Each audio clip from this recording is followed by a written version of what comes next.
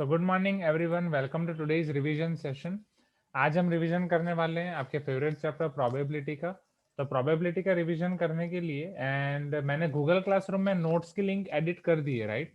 अगर आप Google classroom में, जैसा कि क्लास 11 की कुछ नोट्स से मैं आपको रिवीजन करा रहा था, right, and as per your request वो क्लास 11 की नोट्स मैंने गूगल क्लासरूम में अपडेट कर दी है। आप वहां से चेक कर सकते हैं। एक बार मैं आपको फिर भी दिखा देता हूँ। आपकी जो नोट्स की लिंक है वो वहीं पे है। Okay, you can see this Google Chrome screen, right. तो यहाँ पे जो आपका गूगल क्लासरूम है उसमें जहाँ पे आपकी नोट्स की लिंक है, राइट, मैंने क्लास नोट्स का आपका सेक्शन बना के लिंक डाली थी, उसी में है। Let me show you once. तो ये आपका class work, yes, class work में ये क्लास नोट्स देखो। तो वहाँ पे दूसरी लिंक मैंने डाल दिया, राइट। ये आपका क्लास 12 का वन ड्राइव का लिंक, ये क्लास 11 का वन ड्राइव का लिंक, राइट, मतलब नोट्स का। तो वहाँ से आप उन्हें एक्सेस कर सकते हैं आपके रिविजन के लिए। चलो, अब आपके प्रोबेबिलिटी का रिवीजन करने के लिए, राइट, अब टाइम सेव करने के लिए हम क्या करेंगे, ऑलरेडी हमने प्रोबेबिलिटी की नोट्स बनाई हुई है, सारे फार्मूला बुक, सारे regular book, as well as आपके टीपीपी के डाउट। एंड उसके अलावा और कोई भी डाउट हो तो आप पूछ सकते हो, तो वहां से हमारा रिवीजन करना आसान हो जाएगा, राइट। तो वहां से हम फटाफट रिवीजन करते हैं आपके प्रोबेबिलिटी का। एंड जो भी हमें नई चीजें लिखनी होंगी, जो भी हम नई चीजें देखेंगे, वो सारी चीजें वहां पे लिखेंगे। आपकी एलन हैंडबुक भी मैंने देख ली है, तो उसमें कुछ नया नहीं है। जस्ट लास्ट में एक डी अरेंजमेंट वाला टॉपिक जिसको प्रोबेबिलिटी के साथ कनेक्ट किया गया है वो नया है, राइट। तो वो भी हम देख लेंगे। Is this clear? So let us begin this. फिर एंड में प्रोबेबिलिटी का काउंट देखेंगे। एंड आई थिंक आज हमारे पास टाइम रहेगा, प्रोबेबिलिटी खत्म करने के बाद भी हमारे पास 20 to 30 मिनट्स बचेंगे। तो उसमें हम शायद आपका स्टेटिस्टिक्स और वो वाले पोर्शन भी कवर कर सकते हैं। ओके, तो वो देखेंगे, क्योंकि आपके जैसा हमने प्लान किया था, परमिटेशन, कॉम्बिनेशन, प्रोबेबिलिटी, और कौन कौन से चैप्टर हैं, एक आपका बाइनोमियल थ्योरम, राइट। तो वेडनेसडे हमारा हो जाएगा बाइनोमियल थ्योरम, और फिर आपके हैं स्टैटिस्टिक्स एंड रीजनिंग। तो अगर आज इसके साथ स्टैटिस्टिक्स ले लेते हैं या रीजनिंग कोई भी एक, तो फिर बाइनोमियल थ्योरम के साथ रीजनिंग ले लेंगे, तो फिर आप आराम से वो एग्जाम्स दे सकते हैं, राइट। तो एक बार आपका पार्ट टेस्ट खत्म हो जाए, फिर बाकी के चैप्टर्स का हम रिवीजन प्लान कर सकते हैं। Okay, so let us start this. And meanwhile आपने परम्यूटेशन कॉम्बिनेशन के जो भी क्वेश्चंस ट्राई किए हों वो बुक में से वो आप ग्रुप में डाल सकते हैं। अभी तक ग्रुप में कोई आ नहीं रहे हैं क्वेश्चंस, तो मुझे डाउट हो रहा है आप ट्राई कर रहे हो या नहीं कर रहे हो। ओके, तो ट्राई करके डालो। एंड सॉल्यूशन डायरेक्ट मत देखो, सॉल्यूशन एकदम एंड में देखना है। जितनी बार गिरोगे करते करते उतना ज्यादा आप सीखोगे, जितनी बार सॉल्यूशन देखोगे उतनी बार डूबोगे, लाइक दैट। चलो, सबसे पहले हमने देखा था कि आप एक्सपेरिमेंट को हम कैटेगराइज करेंगे, either it is random experiment और नॉट। वो कोई नहीं पूछने वाला, but this should be your basic, वो आपको पता होना चाहिए कि एक्सपेरिमेंट आपके दो टाइप के होते हैं, आइदर रैंडम या डिटर्मिनिस्टिक। रैंडम जिसके आउटकम की पॉसिबिलिटीज आपको पता है, आइदर ये हो सकता है, ये हो सकता है, ये हो सकता है, बट उनमें से एग्जैक्टली क्या होगा वो एक्सपेरिमेंट करने के बाद ही पता चलेगा। डिटर्मिनिस्टिक एक्सपेरिमेंट मीन्स आपको पता है कि एग्जैक्टली क्या होने वाला है, that is your deterministic experiment. जैसे कि आपने पढ़ाई नहीं की तो आपको पता ही एग्जाम में क्या होने वाला है, फेल हो गए, that is deterministic experiment, right. But पढ़ाई की, फिर फुल आउट ऑफ फुल आ रहे हैं या नहीं, 100 आउट ऑफ 100 आ रहे हैं या नहीं, 90 आ सकते हैं, 80 आ सकते हैं, 70 आ सकते हैं, बहुत सारे चांसेस हैं। तो आपको अल्टीमेटली तभी पता चलेगा जब आप एग्जाम दे दो। Am I right? In same way ये बॉटल वाला एग्जाम्पल मैं हर बार देता हूँ, ढक्कन खोल के डाल दो तो पानी गिरेगा ही गिरेगा, that is your deterministic experiment. Okay, ना जब रैंडम एक्सपेरिमेंट की बात करते हैं तो प्रोबेबिलिटी आपका रोल प्ले करता है फॉर रैंडम एक्सपेरिमेंट, बिकॉज वहां पे आपके पास बहुत सारे पॉसिबल आउटकम्स हैं, उसमें से एक आउटकम आने के चांसेस अगर आपको देखने हैं, so probability of that event is defined as number of favourable outcomes to that event divide by total number of outcomes. अब प्रोबेबिलिटी भी आपके दो टाइप की प्रोबेबिलिटी होती है, एक होती है एम्पेरिकल प्रोबेबिलिटी, एक होती है एक्सपेरिमेंटल प्रोबेबिलिटी। एक्सपेरिमेंटल प्रोबेबिलिटी का मतलब क्या है कि आप 1000 बार अगर कोई एक्सपेरिमेंट कर रहे हो, फॉर एग्जाम्पल कोई कॉइन को आप 1000 टाइम्स, कोई कॉइन को आप 1000 टाइम्स थ्रो कर रहे हो, कोई कॉइन को आप 1000 टाइम्स थ्रो कर रहे हो, तो उसमें से 564 टाइम्स हेड्स आ रहा है, 436 टाइम्स टेल्स आ रहा है। तो पर्टिकुलर कॉइन के लिए हेड्स आने की प्रोबेबिलिटी हो गई 564/1000, टेल्स आने की प्रोबेबिलिटी हो गई 436/1000। So experimental probability is probability which can be determined after the experiment. एक बार आप एक्सपेरिमेंट कर रहे हो उसके बाद आप डिटरमाइन कर रहे हो। I hope you are getting my point, right. पहले आप एक्सपेरिमेंट कर रहे हो, उसके बाद आप फाइंड कर रहे हो, yes, what is your experimental probability. And एक बार आपने वो फाइंड कर दिया experimental probability, that means just a minute students now. हाँ, तो एक्सपेरिमेंटल प्रोबेबिलिटी के बारे में हम डिस्कस कर रहे थे। Experimental probability is done after the experiment, that means that can be determined after the experiment. एक बार आप एक्सपेरिमेंट कर रहे हो तो उसके बाद आप डिटरमाइन कर सकते हो। What about empirical probability? Empirical probability is based on the formula कि it is your number of favourable outcomes divide by total number of outcomes and it can be determined before the experiment, right? वो formula से आप experiment करने से पहले find कर सकते हो। Am I right? And exactly क्या आ रहा है वो एक्सपेरिमेंट करने के बाद पता चलेगा। एक्सपेरिमेंट करने के बाद पता चलेगा कि आपका एग्जैक्ट आउटकम क्या आ रहा है। I hope you are getting my point everyone. Is this clear? Right, चलो ये सब आपका रिवीजन ही है। उसके बाद हमने देखा था ये प्रोबेबिलिटी ऑफ इवेंट हो गया, possible number of outcomes of a random experiment. Now algebra of probability of an event using algebra of set, वो हम देखेंगे। एंड उससे पहले odds in favor of a and odds against favor of an event, odds in favor of an event and odds against favor of an event. So suppose एक experiment है, एक experiment में total m plus n outcomes है। उसमें से m outcomes ऐसे हैं कि जो कोई एक इवेंट e को फेवरेबल है, favourable outcomes to that event are e, तो डेफिनेटली बाकी के n आउटकम्स होंगे वो इवेंट्स के अगेंस्ट होंगे। Am I right? Favourable outcomes to event e, outcomes against event e are m. So probability of event e is defined as m divided by m plus n. Probability of कोई भी event आपकी define होगी m by m plus n. Probability of event e dash, e bar, that can be defined as n divided by m plus n. वो n divided by m plus n हो जाएगी। अब जब आप m by n का ratio लेते हैं, m by n is odds in favor of an event, right? in favor में है आपके पास m, n उसके against है n. So odds in favor of an event m is to n, odds against at that event n is to m. Is this clear? Right, ये भी आपको याद ही होगा, odds in favor of an event and odds against that event. Now अब मान लो आपके पास एक pack of cards है, तो पैक ऑफ कार्ड्स का ये पूरा आपके पास क्लियर होना चाहिए आइडिया कि उसमें कितने कार्ड्स हैं, किस तरीके से सारी चीजें अरेंज होती हैं, तो कि उसके बेस पे क्वेश्चंस आप कर पाओ। टोटल 52 कार्ड्स हैं, 13 कार्ड्स के 4 सेट्स होते हैं। ये आपके 13 कार्ड्स हो जाएंगे diamond, this is your spade, this is your heart, and ये आपका सॉरी स्पेड तो ये हो जाएगा ना, हाँ पान स्पेड, पान स्पीटिंग spade, tree club house. Okay, ये आपका हो जाएगा club, this is your club, this is your spade, my mistake. Is this clear? Okay, याद रखने के लिए मैंने ये बोला था, पान पान खा के आप थूक रहे हो, spitting spitting means spade, right? And tree, tree means आपका club house, club house means club, उसका नाम बस आपका है club.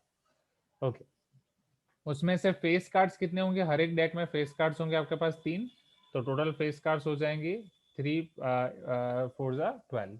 S is not your face card, okay, so non face cards हो जाएंगे 10 4 40। एंड ये दोनों आपके होते हैं रेड, ये दोनों होते हैं आपके ब्लैक। यस, आई थिंक इतना डिवीजन क्लियर है। ओके, सो यस, ये याद रखने के लिए जो बोला था वो ठीक है। नेक्स्ट, चलो अब algebra of probability of events, उसके लिए आपको सेट थियरी पूरा याद होना चाहिए। सेट थियरी के सारे कंसेप्ट हम यहाँ पे यूज करेंगे। एंड इसमें कुछ क्वेश्चंस मैंने आपको होमवर्क के लिए करने भी बोले थे, के लिए भी बोले थे 4 सेट्स के, राइट? वो आप ट्राई करो स्टिल, अगर आपने ट्राई नहीं किया है तो, and you can ask me the doubts. Let A and B are 2 events, suppose A और बी 2 इवेंट्स आपके, यू कैन सी हियर सारे your events A and B. As for example 2 fellow जा रहे हैं इंटरव्यू के लिए, ऐसे कोई भी एक आप इवेंट ले सकते हो। फिर आपको पता ही है कि जब भी और दिया जाए P और Q, right, this is from your reasoning, that is union, that is plus. P and Q intersection, that is multiplication, multiplication rule, addition rule ये हम देख चुके हैं ऑलरेडी। ओके, इम्पॉसिबल इवेंट की probability always 0, that is your probability of 5। Probability of sure event, that is deterministic event, हमें पता ही है कि ये होना ही होना है, उसकी इवेंट हो जाएगी 1 और उसकी प्रोबेबिलिटी हो जाएगी 1। ओके, ये आपका यूनिवर्सल सेट होगा। यूनिवर्सल सेट को हम sample space, that is sample space को सेट थ्योरी में यूनिवर्सल सेट से डिनोट करेंगे, that is nothing but a set of all possible outcomes. Okay, चलो अब सारी चीजें यहाँ पे एनालाइज करते हैं। तो अगर ए इंटरसेक्शन बी पोर्शन को मैं यहाँ पे एनालाइज करूँ, so from here I can find a minus b. A minus b is nothing but a intersection b dash, which is a minus a intersection b. Again this is b minus a, b minus a is b intersection a dash, b minus b intersection a. Okay, next, अगर आपको A intersection B dash के elements चाहिए, number of elements in A intersection B dash, that is nothing but number of elements in A minus number of elements in A intersection B। और अगर उसकी probability चाहिए तो probability के लिए divide by all number of elements in sample space, हम उससे divide करेंगे तो प्रोबेबिलिटी हो जाएगी। सो मोरल ऑफ द स्टोरी, जो सेट थियरी में आप same formula number of elements के लिए पढ़े थे, वही same formula probability of all that events हो जाएगी, राइट? क्यों वो सेम हो जाएगी? क्योंकि सभी केस में जस्ट आप नंबर ऑफ यूनिवर्सल सेट से डिवाइड करने वाले हो। तो जो नंबर ऑफ एलिमेंट्स के लिए फॉर्मूला पढ़े थे, वही सेम फॉर्मूला हम अप्लाई करेंगे for probability. Okay, now probability to get only A, so this is nothing but the probability of only A, कि सिर्फ आपका ए हो रहा है, बी नहीं हो रहा है, A minus B, A intersection B dash, A minus A intersection B, only b, b minus a, which is b intersection a dash, and that is nothing but b minus a intersection b। चलो, कभी आपका पूछा जाए neither A nor B, none of A B, कोई select नहीं हो रहा है दोनों में से, इंटरव्यू देने के कोई सिलेक्ट नहीं हो रहा है, none of A B, that means a dash intersection b dash, right? And if you apply De Morgan's law here, this is a union b whole bar 1 minus probability of a union b। Okay, sure, next। And ये तो आपको पता है कि उसको आप ये लिख सकते हो। अभी ऐसे क्वेश्चन भी हम कर चुके हैं। अगर आपको पूछा जाए ओनली वन इवेंट हो रही है या एग्जैक्टली वन इवेंट हो रही है, right? Only one event, only once get selected और exactly one get selected. Exactly one का मतलब क्या हुआ? ए सिलेक्ट हो रहा है एंड बी सिलेक्ट नहीं हो रहा है, और बी सिलेक्ट हो रहा है एंड ए सिलेक्ट नहीं हो रहा है। Okay, so this is nothing but symmetric difference A delta B, and ये आप कर ही चुके हो। A delta B is nothing but A union B minus A intersection B. Venn diagram से आप देख सकते हो, कोई भी फॉर्मूला आप भूल जाओ, जस्ट वेन डायग्राम बना लो, आपका केस क्लियर हो जाना चाहिए। ओके, तो यहाँ से आपके दोनों केस होंगे। सेट थ्योरी वाले क्वेश्चन कोई नहीं पूछने वाला, जो भी क्वेश्चन होंगे इसी वाले होंगे। Both A intersection B, it is clear, and either A और बी, तो ए यूनियन बी हो जाता है। एटलीस्ट वन में लोग कंफ्यूज हो जाते हैं, एटलीस्ट वन में फिर एटलीस्ट वन प्लस टू उस तरीके से करने लगते हैं, वो आप कर सकते हो, बट वो थोड़ा डिफिकल्ट हो जाएगा। उससे अच्छा एटलीस्ट वन का मतलब बस आपका हो जाएगा probability of A union B, either A और बी, क्योंकि एटलीस्ट वंस का मतलब होता है आइदर वन या टू, अगर आप मैक्सिमम दो की बात कर रहे हो तो आइदर वन मतलब वो आपका सिमेट्रिक डिफरेंस हो गया, ए डेल्टा बी, उसमें ए इंटरसेक्शन भी ऐड कर दो, ए डेल्टा बी में इंटरसेक्शन भी ऐड कर दो, तो ए यूनियन बी ही हो गया, राइट? तो लॉन्ग वे जाने से अच्छा है, दिस इज शॉर्ट वे। फिर probability of A union B union C, अगर आप तीन इवेंट्स की बात कर रहे हो तो उसके लिए आपको पता ही है, this is A plus B plus C minus A intersection B, B intersection C, A intersection C plus A intersection B intersection C. फिर मैंने आपको ये चीजें ट्राई करने के लिए बोली थी, have you tried this questions? at least two of ABC occur, exactly two of ABC occur, exactly one of ABC occur। तो वो सारी चीजों की बस एक बार प्रैक्टिस होनी चाहिए, क्योंकि इसमें से कुछ ना कुछ आपको आ ही जाएगा एग्जाम में। ओके, मतलब अगर आ रहा है तो उसके चांसेस हैं। और ये आप चार के लिए भी ऐसा सेम अप्लाई कर सकते हैं, at least two occurs, exactly two occurs, exactly one occur. अगर यहाँ तक क्लियर है तो आगे बढ़ते हैं। यहाँ तक क्लियर एवरीवन, राइट? आप में से अगर कोई अपना वीडियो ऑन रख सकता है तो रख दो।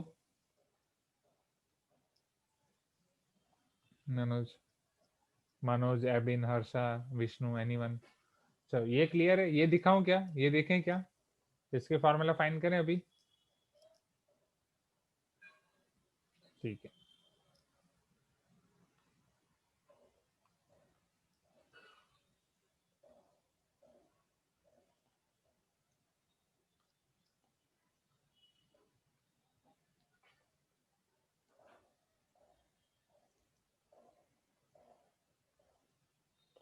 चलो, प्रोबेबिलिटी ऑफ एटलीस्ट टू पे जाने दो पहले। एग्जैक्ट एटलीस्ट टू का मतलब क्या हुआ बताओ? कोई भी दो होंगे, राइट? वो दो आपके कौन कौन से हो सकते हैं? ए बी, बी सी या ए सी, राइट? एंड या फिर तीन होंगे, A B C. Am I right? Okay, at least two का मतलब ये हुआ। एग्जैक्टली टू का मतलब क्या हुआ? आइदर सिर्फ ए बी होगा, बी सी होगा, ए सी होगा। एग्जैक्टली वन का मतलब क्या होगा? सिर्फ ए होगा, बी होगा या सी होगा। M I right? तो पहले तो हमें उनका वेन डायग्राम आइडेंटिफाई करना पड़ेगा। चलो, exactly one of A B C occur. Exactly one का मतलब क्या हो गया? या तो ए होगा तब बी नहीं होगा, एम आई राइट? या सी भी नहीं होगा, this is your A B C. जब ए हो रहा है तो बी और सी में से कुछ नहीं होगा। Please give me some response. तो इसको मैं कैसे लिख सकता हूँ? A minus B minus C, am I right? पहले ए में से बी माइनस कर रहे हैं, फिर सी माइनस कर रहे हैं। A intersection B dash intersection C dash.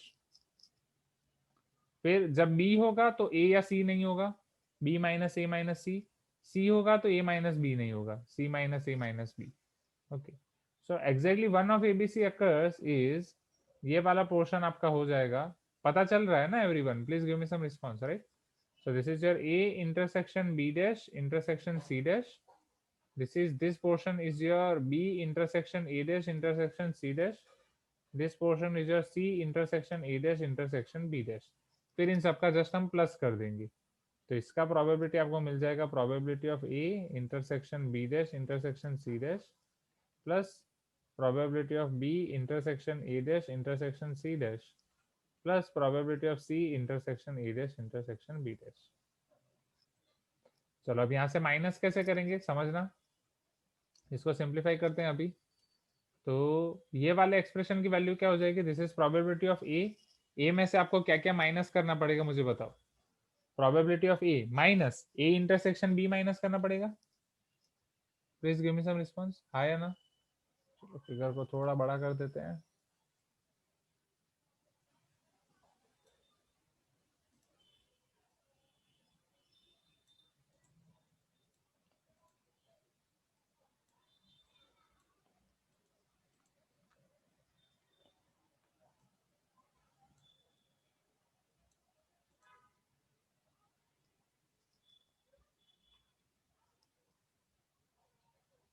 चलो अब आप मुझे बताओ, ए में से मैंने ए इंटरसेक्शन बी माइनस कर दिया। नेक्स्ट, अब अगर मैं ए इंटरसेक्शन सी माइनस करूंगा तो ये वाला पोर्शन दो बार माइनस हो जाएगा।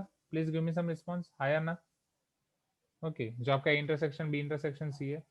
सो minus probability of A intersection C, अब वो दो बार माइनस हो गया तो एक बार मुझे प्लस करना पड़ेगा, A intersection B intersection C. Am I right? You can tell me yes everyone. Okay, अब सेम कंसेप्ट बाकी सबके लिए अप्लाई कर दो।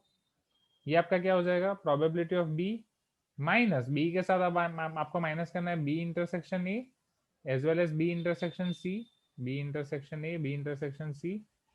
एंड उसी केस में आपका बीच वाला दो बार माइनस हो जाएगा। M I right? बी से ये वाला भी माइनस कर रहे हो, ये वाला भी माइनस कर रहे हो, तो ये वाला दो बार माइनस हो जाएगा। So plus probability of A intersection B intersection C. Okay, A में से ये दोनों माइनस किए, फिर बी पूरा लिखा, बी में से ये दोनों माइनस किए। ग्रेट। चलो सेम यहाँ पे probability of C minus probability of C intersection B, probability of C intersection A, बीच वाला दो बार माइनस तो एक बार प्लस कर दो, A intersection B intersection C. तो ये पूरी फॉर्मूला को अगर आप सम करो, क्योंकि हमें इन तीनों का अल्टीमेटली सम करना है, तो ये आपको मिलेगा probability of A plus probability of B plus probability of C. चलो ए इंटरसेक्शन बी दो बार, ए इंटरसेक्शन सी दो बार, बी इंटरसेक्शन सी दो बार, minus two times probability of A intersection B, minus two times, या टू आप common निकाल के भी लिख सकते हो, minus two times probability of A intersection B plus probability of B intersection C plus probability of C intersection E plus three times probability of A intersection B intersection सी।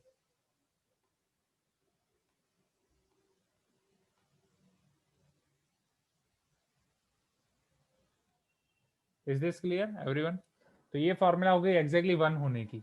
ये मैं आपको बोल रहा था कि होमवर्क में ये बस ट्राई करो कि आप ये निकाल पाते हो या नहीं, that's it. Okay, clear? Is this clear? You can tell me everyone, right? Great. चलो अब नेक्स्ट देखते हैं।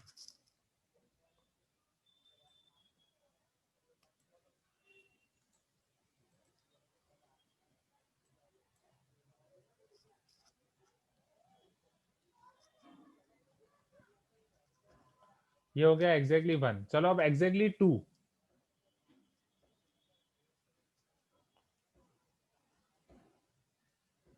तो पहला कंसेप्ट आपका यही होगा कि आपको पहले वेन डायग्राम आइडेंटिफाई करना है, फिर वहां से आगे बढ़ना है।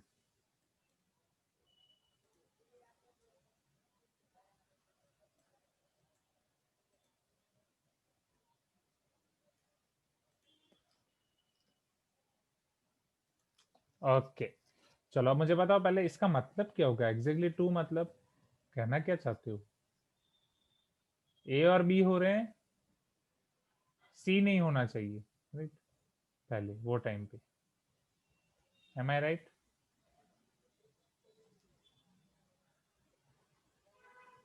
एग्जैक्टली टू मतलब ए एंड बी हो रहे हैं एंड सी नहीं होना चाहिए, am I right?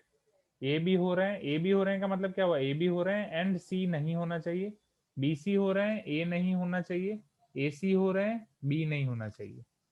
Okay, A B हो रहे हैं उसका मतलब क्या हुआ, नहीं सोचो, बोथ सी एग्जैक्टली टू, ए और बी हो रहे हैं मतलब ये होना चाहिए पूरा, दोनों ए और बी हो रहे हैं। एग्जैक्टली टू का मतलब क्या हुआ, सिर्फ अगर मैं दो की बात कर रहा हूँ, ए और बी है, दोनों हो रहे हैं, तो उसका मतलब क्या हुआ, ए इंटरसेक्शन बी होना चाहिए। मान लो तीसरा है ही नहीं, राइट, सिर्फ आपके पास ए और बी है, तो ए और बी का मतलब ये होगा ना, both A intersection B, am I right? You can tell me yes. अब एग्जैक्टली टू हो रहे हैं उसका मतलब क्या हुआ, तीन के केस में दो हो रहे हैं, तीसरा नहीं हो रहा है, मतलब जब ए इंटरसेक्शन बी ले रहे हो तो A intersection B intersection C को निकालना है। ओके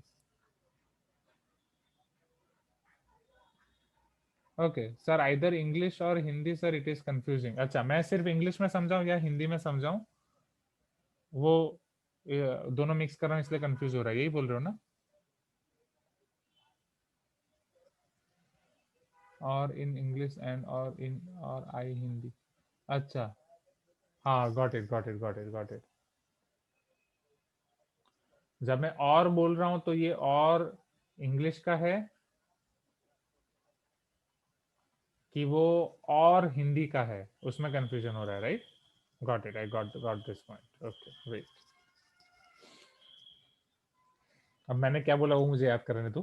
ठीक है, चलो A B and C dash, ठीक है, आपके पास है A B C dash.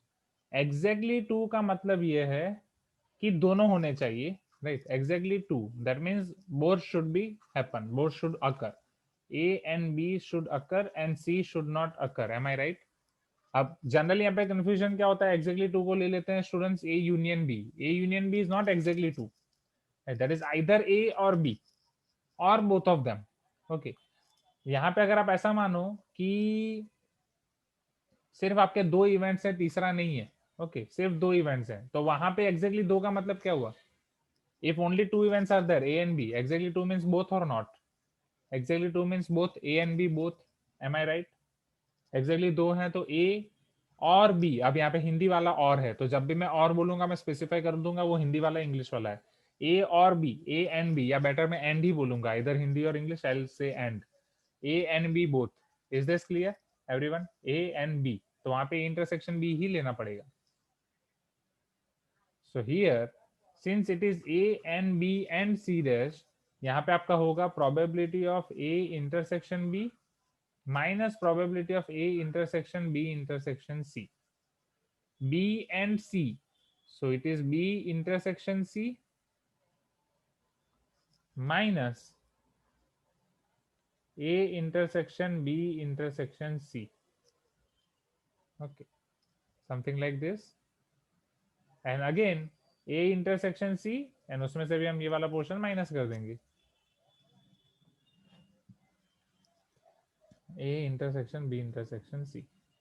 So from here, your total answer of this statement that exactly two of them can occur will be probability of A intersection B plus B intersection C plus C intersection A or A intersection C minus 3 times probability of A intersection B intersection C. Clear? Is this clear now? यह भी clear हो गया? Second statement. Okay? या फटाफट लिख दो, मैं laptop का चार्जिंग हो गया है, फटाफट लिख दो। फिर ऊपर वाला आप वहां से तुरंत डिराइव कर सकते हो, क्विकली डिराइव। चलो अब यहां से, तो थर्ड ऊपर वाले ऑप्शन में क्या आ जाएगा, what will be here, at least two of A B C occur means A B, A and B can occur exactly two plus exactly three, A and B and C dash, B and C and A dash, A and C and B dash, और A B C, if you combine all of them, sir answer will be A intersection B plus B intersection C plus A intersection C minus three A B सी, उसमें एक बार आप ए B सी add कर दोगे तो वो minus two A B C हो जाएगा। You can tell me yes. Everyone, फिर वो अल्टीमेटली -2 ABC हो जाएगा। यस तो सेकंड ऑप्शन में बस probability of A B C आपको ऐड करना है, probability of A intersection B plus B intersection C plus A intersection C -2 times probability of A intersection B intersection सी।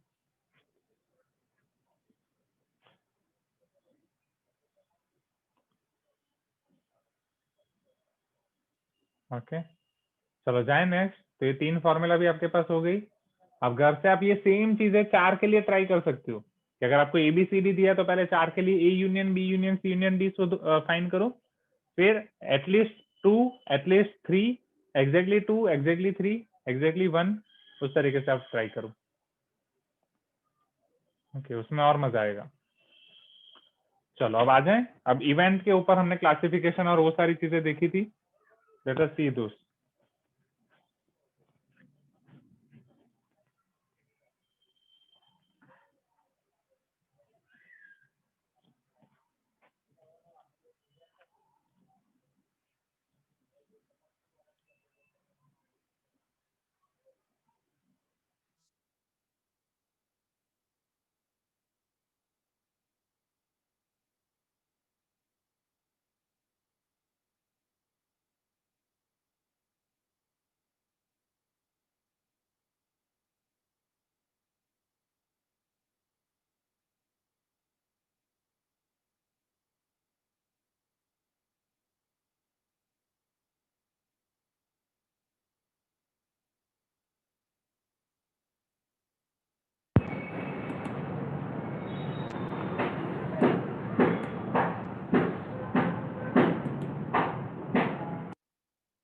अभी आवाज आ रही है?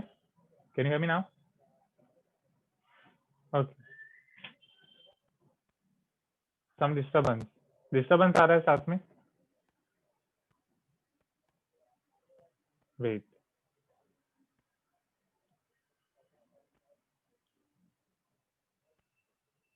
अभी नहीं, ठीक है अभी क्लियर है ना? Is it clear now?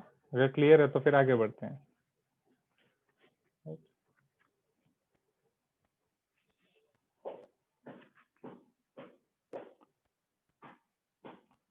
Voice sound fuzzy, ठीक है।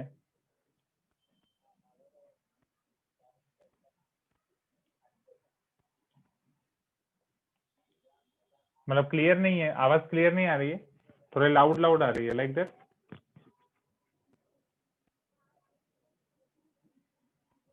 हैमरिंग का साउंड आ रहा है, हाँ वो हैमरिंग का साउंड इधर पीछे चल रहा है बैकग्राउंड में, जमीन पे कुछ ना कुछ हो रहा है उधर वहां पे, तो इसलिए उसका हैमरिंग का साउंड है। एंड इस तरफ कपड़े धो रहे हैं लोग। वॉइस शार्प नहीं है, इट्स ब्लंट, ठीक है वेट।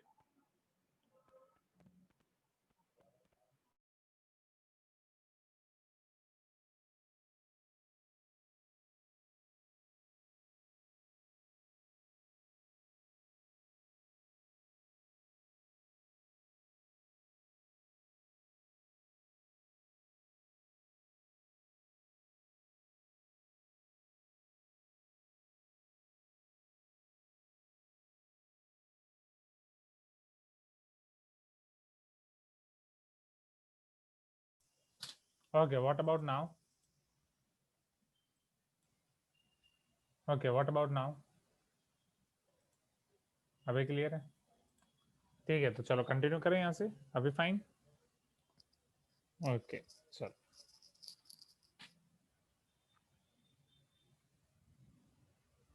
ओके सो इवेंट हमने बोला था कि हम इक्वली लाइकली इवेंट लेते हैं ताकि सबकी प्रोबेबिलिटी आपकी सेम होती है, right? Here all the events are equally likely, हम इक्वली लाइकली इवेंट्स लेते हैं ताकि सबकी इवेंट होने की प्रोबेबिलिटी सेम होती है। इक्वली लाइकली इवेंट सबके आउटकम, हर एक आउटकम के चांस आपके सेम होंगे। ओके आइदर आप डाइस के केस में ले लो 1 से 6 हो गया, राइट, या फिर वो सारे हो गए। चलो एक्सपेरिमेंट है, एक्सपेरिमेंट में आपके पास सारे आउटकम्स होंगे, उन सारे आउटकम्स को अगर आप एक साथ लिख रहे हो that is nothing but your sample space. In terms of Venn diagram it is your universal set. And हर एक इवेंट अगर मैं सबको इक्वली लाइकली ट्रीट कर रहा हूँ, हर एक event, event of 1, event of 2, event of 6, all these are having same chances of occurrence. So subset of sample space event is nothing but your subset of sample space sample space का subset आपका event define होता है, फिर आप उसको एक एक element वाले ले रहे हो, 2 एलिमेंट 3 एलिमेंट वाले ले रहे हो, it all depends on the situation. जैसे यहाँ पे ऑड नंबर्स आने की इवेंट हो गई, इवन नंबर की हो गई, प्राइम नंबर हो गई।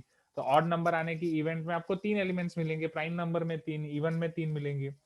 लेकिन अगर मैं ये फाइंड कर रहा हूँ कि ऐसी इवेंट की प्रोबेबिलिटी फाइंड करो जिसमें सिर्फ आउटपुट मेरा 1 है, जिसमें सिर्फ आउटपुट मेरा 2 है, तो ये है, तो फिर उसमें सिर्फ एक एक एलिमेंट्स मिलेंगे।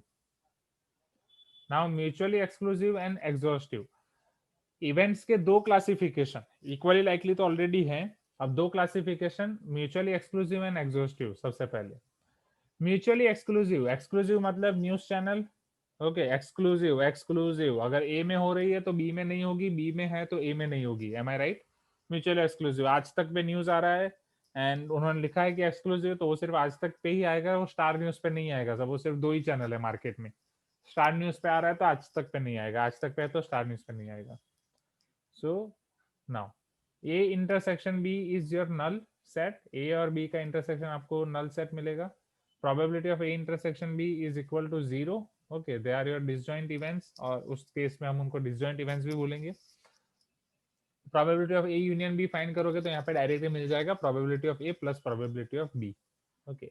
as for example getting odd and getting even, वो दोनों आपके mutually exclusive हैं, okay, this both are your mutually exclusive। ये जो इवन में है वो ऑड में नहीं है, जो ऑड में है वो इवन में नहीं है, ओके। नाउ एग्जॉस्टिव, एग्जॉस्टिव का मतलब ये हो गया कि वो दोनों मिलके ही यूनिवर्सल सेट बना दे रहे हैं। ए के जितने एलिमेंट्स हैं, बी के जितने एलिमेंट्स हैं, उनको आप कंबाइन कर रहे हो तो आपका यूनिवर्सल सेट बन जा रहा है। एक यूनिवर्सल सेट अलग की आपको कोई जरूरत नहीं है, वो पूरा का पूरा सैंपल स्पेस बन रहा है। इन टर्म्स ऑफ वेन डायग्राम वही यूनिवर्सल सेट बन रहा है, इन टर्म्स ऑफ प्रोबेबिलिटी वही आपका पूरा सैंपल स्पेस बन रहा है। So if you combine all the elements of A as well as if you combine all the elements of B, they are going to become your universal set. A union B is going to become a universal set or sample space, so probability of A union B should be 1। Same example अगर मैं odd और even वाला ही example ले रहा हूं तो वो आपके एग्जॉस्टिव भी हो जाएंगे, क्योंकि ऑड में 1 3 5 हैं, इवन में 2 4 6 हैं, उनको अगर आप कंबाइन कर दोगे तो 1 2 3 4 5 6 पूरा का पूरा सैंपल स्पेस मिल जाएगा। Is this clear everyone? So आपका सैंपल स्पेस, और इसमें फिर मैंने कुछ कुछ एग्जांपल आपको ऐसे दिए थे जो म्यूचुअली एक्सक्लूसिव भी नहीं है, एग्जॉस्टिव भी नहीं है, म्यूचुअली एक्सक्लूसिव है, एग्जॉस्टिव नहीं है, म्यूचुअली एक्सक्लूसिव नहीं है, एग्जॉस्टिव है। तो दोनों इंडिपेंडेंट, मतलब दोनों एक दूसरे से इंडिपेंडेंट है। ऐसा नहीं है कि म्यूचुअली एक्सक्लूसिव है तो आप बोल दो कि वो एग्जॉस्टिव ही होगा, एग्जॉस्टिव है तो आप बोल दो कि म्यूचुअली एक्सक्लूसिव ही होगा। म्यूचुअली एक्सक्लूसिव एंड एग्जॉस्टिव दोनों हो सकते हैं आपके group of events, mutually exclusive हो सकते हैं, एग्जॉस्टिव नहीं हो सकते हैं, एग्जॉस्टिव हो सकते हैं, म्यूचुअली एक्सक्लूसिव नहीं हो सकते हैं, या फिर दोनों नहीं हो सकते हैं। ये हर एक केस मैंने आपको दिखाया था, ओके। अभी उतना हम डिटेल में नहीं जा रहे हैं क्योंकि अभी ये सिर्फ रिवीजन है, तो फटाफट ये सारी चीजों को रिवाइज कर देते हैं। तो ये फिर आपके मॉड्यूल के पॉइंट्स मैंने उठा लिए थे सारे, ये सब हो गए। सिंपल इवेंट्स का मतलब ये हो गया कि n डिस्टिंक्ट एलिमेंट्स है तो n सिंपल इवेंट्स मिलेंगी। सिंपल मतलब जिसमें बस एक एक एलिमेंट हो, like that. Yes, I think ये सारी चीजें तो कवर कर ही दी है, ओके। ये तो हमें पता है कि प्रोबेबिलिटी ऑफ इवेंट 0 से 1 होती है, ओके। इक्वली लाइकली हो गया है, राइट, ओके। एम्पेरिकल प्रोबेबिलिटी का एजम्पशन है कि वो इक्वली लाइकली आउटकम होते हैं, वो मैंने ऑलरेडी आपको बोल दिया है, ओके। हाँ, फिर यहाँ से इवेंट की probability, probability and odds against A and odds in favour of A, इन सबके बीच में एक रिलेशन आप फाइंड कर सकते हो, because odds against A is n by m। Probability आपको मिलेगी m by m plus n, right, या n by m plus n। So m by m plus n, अगर आपको प्रोबेबिलिटी पता है तो प्रोबेबिलिटी से आप ये फाइंड कर सकते हो सिंप्लीफाई करके, या फिर अगर ये रेशियो पता है तो वहां से प्रोबेबिलिटी फाइंड कर सकते हो, राइट। तो ये आपको पूरा डेरिवेशन मैंने दिखाया था, ये आपके लिए आसान है। सेम फॉर इवेंट बी के लिए फिर वो अलग हो जाएगा, odds in favour of B, odds against B. तो ये रिलेशन है, अगर ये रिलेशन नहीं भी पता तो आप तुरंत ला सकते हो। n डिस्टिंक्ट एलिमेंट्स है तो n सिंपल सेट्स कैसे होगा? Null set is not considered, नहीं, हाँ, नल सेट उसमें उन्होंने कंसीडर नहीं किया विष्णु। सिंपल इवेंट्स बस उनको उन्होंने उसको डिफाइन किया कि जिसमें आप एक एक एलिमेंट कंसीडर कर रहे हो। सिंपल इवेंट मतलब ऐसा नहीं कि सारे के सारे सबस्पेस वो डिफाइन कर रहे हैं, सारे के सारे सबसेट डिफाइन कर रहे हैं, नहीं। सी, उन्होंने दो इवेंट को वो कर दिया, simple event and compound event. if an event has more than one sample point, it is called your compound event, and ऐसे event जिसमें सिर्फ एक एक sample point है sample space के, those are called your simple events। so simple event मतलब ये हो जाएगा। event में null set का क्या मतलब? भाई event में null set नहीं आएगा, ओके। तो event में null set पॉसिबल ही नहीं है ना, null set का event में कोई मतलब नहीं है। या कोई ऐसी इवेंट डिफाइन कर रहे हो जो पॉसिबल ही नहीं हो, तो वो नल सेट होगी इसके लिए। As for example coin toss कर रहे हैं, मैं उसमें ऐसा कुछ डिफाइन कर रहा हूँ कि वन आ जाए, मतलब कॉइन पे वन नहीं है, यस इम्पॉसिबल इवेंट, राइट। वो भी एक पॉसिबिलिटी होगा, बट वैसे फिर बहुत सारे पॉसिबिलिटी हो सकते हैं ना जिसका आंसर नल आए, तो वो हमें नहीं लेना है। वो आपके डायरेक्ट जब आप टोटल इवेंट काउंट करते हो उसमें आएगा, सारे सबसेट्स में, राइट। यहाँ पे बस मैं सिंपल इवेंट की बात करूँ तो सिंपल इवेंट मतलब बस वो वाले इवेंट होंगे कि सैंपल स्पेस से एक एक उठा के आपको लिखना है, वो वाले आपके सिंपल इवेंट्स हो जाएंगे, दैट्स इट। ओके,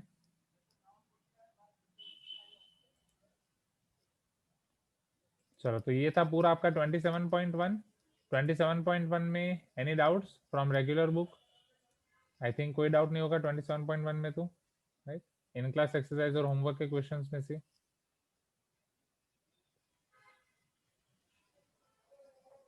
जाएं 27.2 पे। ग्रेट,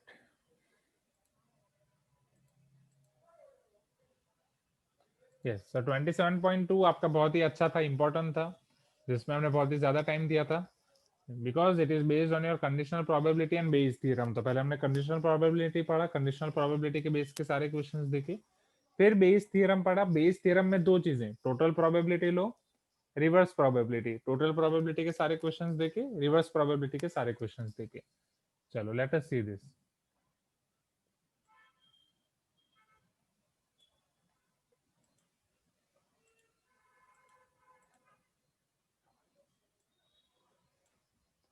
ना, म्यूचुअली एक्सक्लूसिव इवेंट्स, तो ये ऑलरेडी हम देख चुके हैं। ओके, अब उसकी बस एक प्रॉपर डेफिनेशन देखी। Occurrence of one event rejects और denies occurrence of other event. एक इवेंट हो रही है, वो दूसरे इवेंट की अकरेंस को डिनाई कर रही है, रिजेक्ट करेगी, इधर होगी तो उधर नहीं होगी, then this events are non as mutually exclusive event. ये क्यों देखा, क्योंकि हमें इंडिपेंडेंट इवेंट्स पढ़ना था, अब समझना। Independent event, occurrence of one event or complement of that event does not depends on occurrence of other event or complement of that event. That means ये इवेंट हो रही है या नहीं हो रही है, वो बिल्कुल डिपेंड नहीं करेगी दूसरी इवेंट हो रही है या नहीं हो रही है उस पर। Okay, occurrence of one event or complement of that event does not depend on occurrence of other event or complement of other event, then these events are called independent events. As for example, A सच बोल रहा है, B सच बोल रहा है, तो दोनों का सच बोलना एक दूसरे पे डिपेंड नहीं करेगा, राइट, ये कंडीशन में। So this both events are independent. And independent events की एक दूसरी condition, probability of A intersection B equal to probability of A into probability of B. So this both are definition of independent events. अब independent events हमें identify कैसे करना है, दो तरीके। फर्स्ट, अगर क्वेश्चन से हम समझ पा रहे हैं, कुछ क्वेश्चंस ऐसे होंगे, कुछ स्टेटमेंट्स ऐसे होंगे कि जहां से हम डायरेक्टली समझ पाएंगे कि ए का होना या ना होना बी के होने या ना होने से कोई डिपेंड नहीं करेगा, बी का होना या ना होना ए के होने या ना होने पे कोई डिपेंड नहीं करेगा। कुछ क्वेश्चन में डायरेक्टली पता नहीं चलेगा, बट उन्होंने मैथमेटिकल टर्म्स दी होगी, तो मैथमेटिकल टर्म्स से अगर probability of A intersection B equal to probability of A into probability of B हो रहा है, then those events are independent events. Is this clear? अगर इंडिपेंडेंट इवेंट्स हैं तो ये दोनों चीजों में से कुछ भी पॉसिबिलिटी है, आइदर दिस और दिस, उस तरीके से हम चेक कर सकते हैं। If this is clear, you can tell me yes, everyone. Right? Chalo, next. Now, two events are said to be independent events if probability of A intersection B equal to probability of A into probability of B. वो मैंने already cover कर लिया। चलो, फिर हमने कुछ example ऐसे देखे थे। फिर यहाँ पे जो कंफ्यूजन होता है कि सर म्यूचुअली एक्सक्लूसिव और इंडिपेंडेंट में कंफ्यूजन क्या है, आई थिंक वो सारी चीजें अभी क्लियर होगी, अभी उसमें कोई कंफ्यूजन नहीं होगा। Everyone, any confusion in this now? अभी के लिए तो ये सारी चीजें क्लियर है ना? ओके, जैसे getting one on die and getting six on die, this both are exclusive. Okay, तो सारे के सारे आपके म्यूचुअली एक्सक्लूसिव होंगे ना? यस, और यहाँ पे मैंने ये भी बोला था to identify independent events, word statement से हम सोचेंगे, अगर वो नहीं हो रहा है तो यहाँ से। ओके, एंड इंडिपेंडेंट के लिए आप एक दूसरा पॉइंट ऑफ व्यू है कि अगर दो अलग अलग सैंपल स्पेस आपको दिए जाए कि getting one in die A and getting six in die B, वो दोनों आपके इंडिपेंडेंट हो जाएंगे। Getting one in die and getting six in die, they are mutually exclusive, क्योंकि वन आ रहा है तो सिक्स आएगा ही नहीं, सिक्स आ रहा है तो वन आएगा ही नहीं, वन आ रहा है तो सिक्स को डिनाई कर रहा है, सिक्स आ रहा है तो वन को डिनाई कर रहा है, क्योंकि वो एक डाई है। अब यहाँ पे आप दो अलग अलग डाइस ले रहे हो, राइट? तो एक डाई पे 1 आ रहा है तो दूसरे डाई पे 1 आ भी सकता है, मतलब 6 आ भी सकता है, नहीं भी आ सकता है। Am I right everyone? उसी डाई पे अगर 1 आया तो 6 नहीं आएगा, बट एक डाई पे 1 आया तो दूसरे डाई पे 6 आ भी सकता है, नहीं भी आ सकता है। So getting 1 on die A and getting 6 on die B, this both are independent events.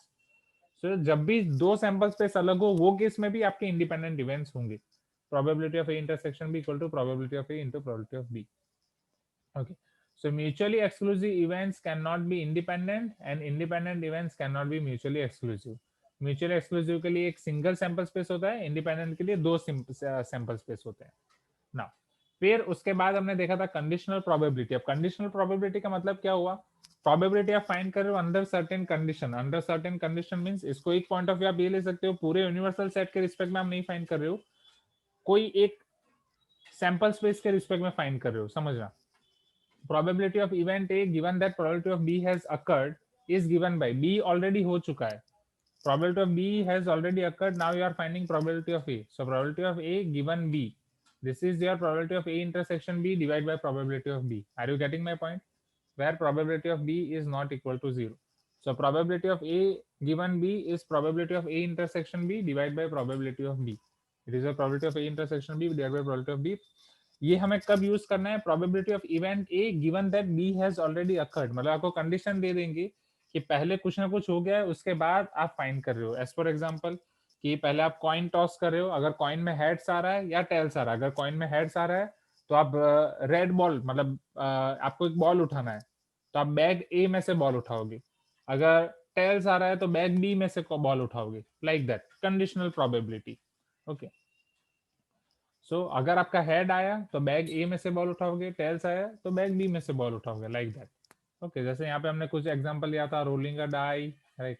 ए 2 आ रहा है, बी 2 4 6 आ रहा है, 2 आने की प्रोबेबिलिटी, 1 आने की प्रोबेबिलिटी। इसको आप अलग तरीके से ये भी याद रख सकते हो, unknown given known.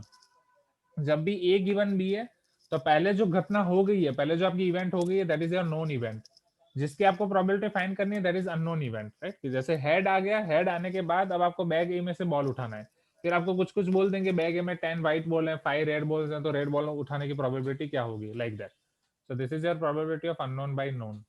Probability of getting two when you got even number on die. अब समझना, सिर्फ मैं ऐसा फाइंड कर रहा हूँ कि probability of 2 on die, so it is 1/6। But अगर मैं बता रहा हूँ कि पहले आपने इवन नंबर फाइंड कर दिया है, डाई पे पहले इवन नंबर आ गया, फिर 2 आने की प्रोबेबिलिटी, तो पहले इवन नंबर आ गया, that is your known event, अब 2 आने की प्रोबेबिलिटी, तो इवन में से 2 आने की प्रोबेबिलिटी वो एक ही बार आ रहा है, it is your 1/3। Is this clear everyone? ये हम ऑलरेडी कर चुके हैं, राइट? ये हम ऑलरेडी कर चुके हैं। अब if mutually exclusive events, mutually exclusive के लिए हमें पता ही है कि दोनों का कोई इंटरसेक्शन नहीं होता, that is zero. So mutually exclusive के लिए probability of A given B zero. Mutually exclusive के लिए डिपेंडेंट इवेंट का कोई मतलब ही नहीं है, क्योंकि वो डिपेंड करेंगे ही नहीं। ओके, इंडिपेंडेंट इवेंट्स तो मैं इसको सेपरेटली लिख सकता हूँ, तो probability of A given B probability of A होगा, क्योंकि ए की होने की प्रोबेबिलिटी बी पे डिपेंड ही नहीं कर रही, तो बी होगा या नहीं होगा, ए की प्रोबेबिलिटी ए ही रहेगी, probability of A given B will be A only. And independent events के लिए 3 rule, if a and b are independent then a bar and b bar independent, a and b bar are independent and a bar and b are also independent। ये भी हमें direct accept करना है, इसके पीछे के लॉजिक या उसमें हमें अभी नहीं जाना है। Okay, that is pure mathematics part, we are in applied mathematics part. so if a and b are independent events, a bar and b bar are independent, a bar and b are independent, a and b bar are independent। clear? is this clear everyone? You can tell me yes everyone। okay, sure। for A, B, and C, 3 events, okay, if these 3 events are independent, if and only if, हाँ अब ये important है, क्योंकि 3 events independent वाले question आते हैं, अगर एक बार ये क्वेश्चन आ गया तो कुछ बच्चे बस ए बी बी सी और ए सी को देख के लिख देते हैं, बट ऐसे क्वेश्चंस हैं जिसमें ए और बी सेपरेटली इंडिपेंडेंट रहेंगे, उसमें आपको ये सारी चीजें अलग से दी गई होंगी न्यूमेरिकल वैल्यूज, तो वो ये पहली कंडीशन सेटिस्फाई करेंगे, दूसरी कंडीशन सेटिस्फाई करेंगे, तीसरी कंडीशन सेटिस्फाई करेंगे, बट चौथी कंडीशन सेटिस्फाई नहीं करेंगे। एंड जनरली चौथी कंडीशन कोई ढूंढता नहीं है, अगर चौथी कंडीशन सेटिस्फाई नहीं कर रहे, एक भी कंडीशन सेटिस्फाई नहीं हो रही, in those case or in that case those events A B C are not independent events। is this clear? So if three events are said to be independent if and only if, तभी आप बोल सकते हो जब A B B C ए सी ये independent है and A B सी साथ में इंडिपेंडेंट है, मतलब A intersection B intersection C. या कुछ स्टूडेंट्स होते हैं जो सिर्फ ये फाइंड करते हैं, ओके, ऊपर वाली चीजें भूल जाते हैं। चारों की चारों कंडीशन आपको देखनी पड़ेंगी, ओके, तो वो चीज हमेशा याद रखें। फिर इसके लिए आप ये अप्लाई कर सकते हैं, probability of A union be given F, okay, वो सेम फॉर्मूला, उसको अलग से मुझे लिखने की कोई जरूरत नहीं, ये म्यूचुअल एक्सक्लूसिव के लिए अलग से दिया है। कॉम्प्लीमेंट के रूल, राइट, ये सैंपल स्पेस वाला आपको पता ही है। और हाँ, ये इंपॉर्टेंट है, ये थर्ड वाला, ये लास्ट पॉइंट, ये last point is important, right. Sir अगर 4 इवेंट्स हैं तो, हाँ Manoj, 4 events in terms of what, in terms of union intersection, आप किसके टर्म में फाइंड कर पूछ रहे हो? 4 इवेंट इंडिपेंडेंट, इतना बड़ा क्वेश्चन नहीं आएगा। अगर 4 इवेंट इंडिपेंडेंट है तो सोचो, हर एक 4C2 हर एक कॉम्बिनेशन 2 वाला देखना पड़ेगा, 4C3 हर एक कॉम्बिनेशन 3 वाला देखना पड़ेगा, फिर चारों के चारों वाला। Is this clear, right? जैसे 4C2 कितने कॉम्बिनेशन आपको मिलेंगे, 4 इंटू 3/2 6, राइट? ऐसे 6 के 6 कॉम्बिनेशन का इंडिपेंडेंट होने चाहिए। 4C3 दैट इज 4C1, वो 4 कॉम्बिनेशन आपके इंडिपेंडेंट होने चाहिए, एंड फाइनली चारों के चारों का एक कॉम्बिनेशन आपको मिलेगा, that should be your independent. हाँ, अब ये आपका इंपॉर्टेंट है students, if A B C are 3 events of sample space, probability of A intersection B intersection C. यहां से मैंने आपको ये बोला था कि अगर probability of A intersection B आपको लिखना है, ए को पकड़ो, ए इंटू बी गिवन है आप लिख सकते हो, बी इंटरसेक्शन ए लिखना है, मतलब किसी को भी बी को पकड़ो तो फिर ए गिवन बी लिख सकते हो। तो यहाँ पे आप ए को पकड़ो, उसके बाद आप क्या लिख सकते हो, राइट? कैसे आप आगे बढ़ सकते हो यहाँ पे, so probability of A given B into probability of B into probability of C given A intersection B, या पहले probability of A intersection B पकड़ सकते हैं, समझना। ये जिस तरीके से हमने याद रखा था वही मैं आपको यहाँ पे दिखा रहा हूँ। कोई भी एक को पकड़ो पहले, राइट? जैसे उन्होंने बी को पकड़ा है, तो आपने सपोज बी को पकड़ा, राइट? यहाँ पे तो it is probability of B into probability of C intersection A given B, am I right? Probability of A intersection B, इसको आप क्या लिखते हो, probability of B into probability of A given B, you can tell me yes everyone. तो ये आपका हो जाएगा probability of C intersection A given B, okay, probability of B. चलो अब नहीं, वेट, यहाँ पे एक कंफ्यूजन हो गया।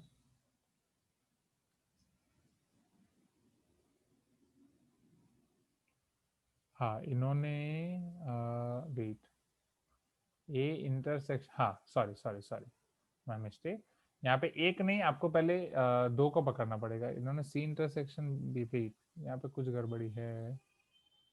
हाँ, ये मैंने आपको यहाँ पे दिखाया था, वेट, यस,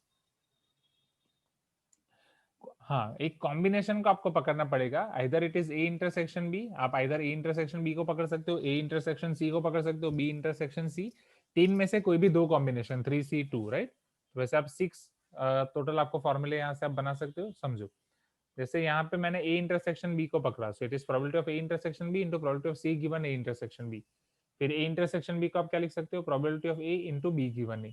फिर वहीं पे भी एक दो और एक मिलेगा, probability of B into probability of A given B, okay. तो जैसे यहाँ पे आपको जो फॉर्मूला दी गई है, that is in terms of C intersection C given A intersection B and probability of B into A given B, B into A given B, ये वाली आपको फॉर्मूला यहाँ पे दी गई है। Is this clear? So this is your right approach. Shall I repeat this one more time? अगर A intersection B intersection C, आपको पता है कि probability of X intersection Y है, तो आप कैसे लिख सकते हो, आइदर एक्स को पकड़ो या वाई को पकड़ो। अगर आप एक्स को पकड़ रहे हो तो probability of X into probability of Y given X, Y को पकड़ रहे हो तो probability of Y into probability of X given Y. So probability of X into probability of Y given X, probability of A intersection B into probability of C given A intersection B, probability of A intersection B into probability of C given A intersection B. Probability of A intersection B को आप क्या लिख सकते हो, probability of A into probability of B given A into probability of C given A intersection B. Is this clear? You can tell me yes. Okay. Probability of A into probability of B given A. Jai next. You can tell me yes, everyone. Okay. ये clear है ना, ये 6 के 6 combination clear? क्योंकि ये देखो 3C2 that is 3C1, वो तीन कॉम्बिनेशन मिलेंगे, ए बी बी सी ए सी, फिर हर एक के लिए इधर दो मिलेंगे, क्या आप ए को फिक्स पकड़ रहे हो, बी को पकड़ रहे हो, बी को फिक्स पकड़ रहे हो, ए को, लाइक दैट। चलो फिर यहीं पे उसके बारे में हमने थोड़ी और सारी फॉर्मूले देखी थी कि probability of A given B and B given है आपके सेम नहीं होते, A intersection B, B into A given B, A intersection B, A into B given A. अब यहाँ पे मैंने ए गिवन बी के लिए ऑलवेज आपको बोला है कि अननोन बाई नोन, नोन हम पहले लिखेंगे डिनोमिनेटर में, अननोन हम फाइंड करेंगे। ए यूनियन बी, ये क्यों मैंने आपको दिखा दिया, क्योंकि क्वेश्चन देख के पता नहीं चलता कि हम इसे ए गिवन बी लिखे या बी गिवन ए लिखे। सो ऑलवेज रिमेंबर जो पहले दिया है वो डिनोमिनेटर में, राइट, नोन, और फिर जो फाइंड करना है वो हम अननोन ऊपर लिखेंगे। एडिशन थ्योरम आपको पता ही है, A union B, A plus B minus A intersection B. चल अब अगर दो इवेंट आपके डिपेंडेंट हैं, राइट, इंडिपेंडेंट है, म्यूचुअली एक्सक्लूसिव है, उस तरीके से आप probability of A intersection B को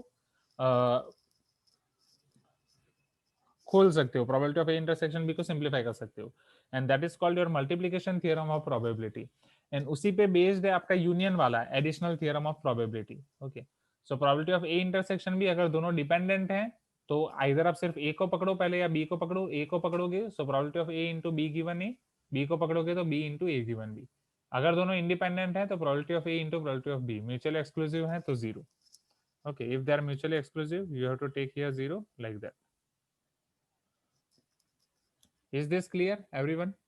यहाँ तक के कंसेप्ट याद आ गए सारे के सारे, राइट। फिर आपका बेस थ्योरम है, बट बेस थ्योरम से पे जाने से पहले इतना आपको क्लियर हो जाना चाहिए। ओके ओके, इसके कोई क्वेश्चंस में डाउट? पहले मैं सिर्फ आपको बेस थ्योरम से पहले पूछ रहा हूँ इतना वाला। ओके, ये एक एक्स्ट्रा पेज बन गया आई थिंक।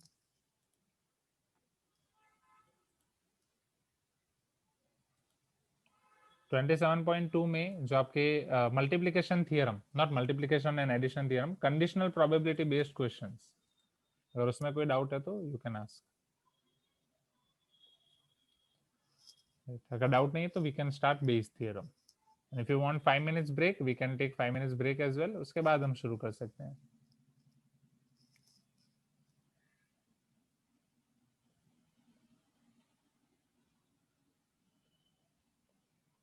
यहाँ से बेस थ्योरम वाले सारे क्वेश्चन है।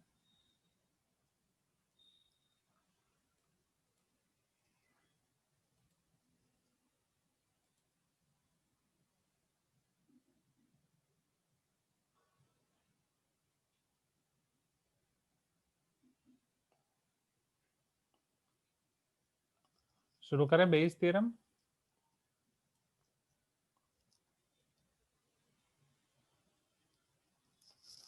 कोई रिस्पांस नहीं आ रहा, और if you want 5 minutes break you can take, don't worry. It is 12:05। क्या मेरी आवाज आ रही है? Can you hear me? Am I audible? ठीक है। Okay, so it is 12:05, let us start at 12:10। Okay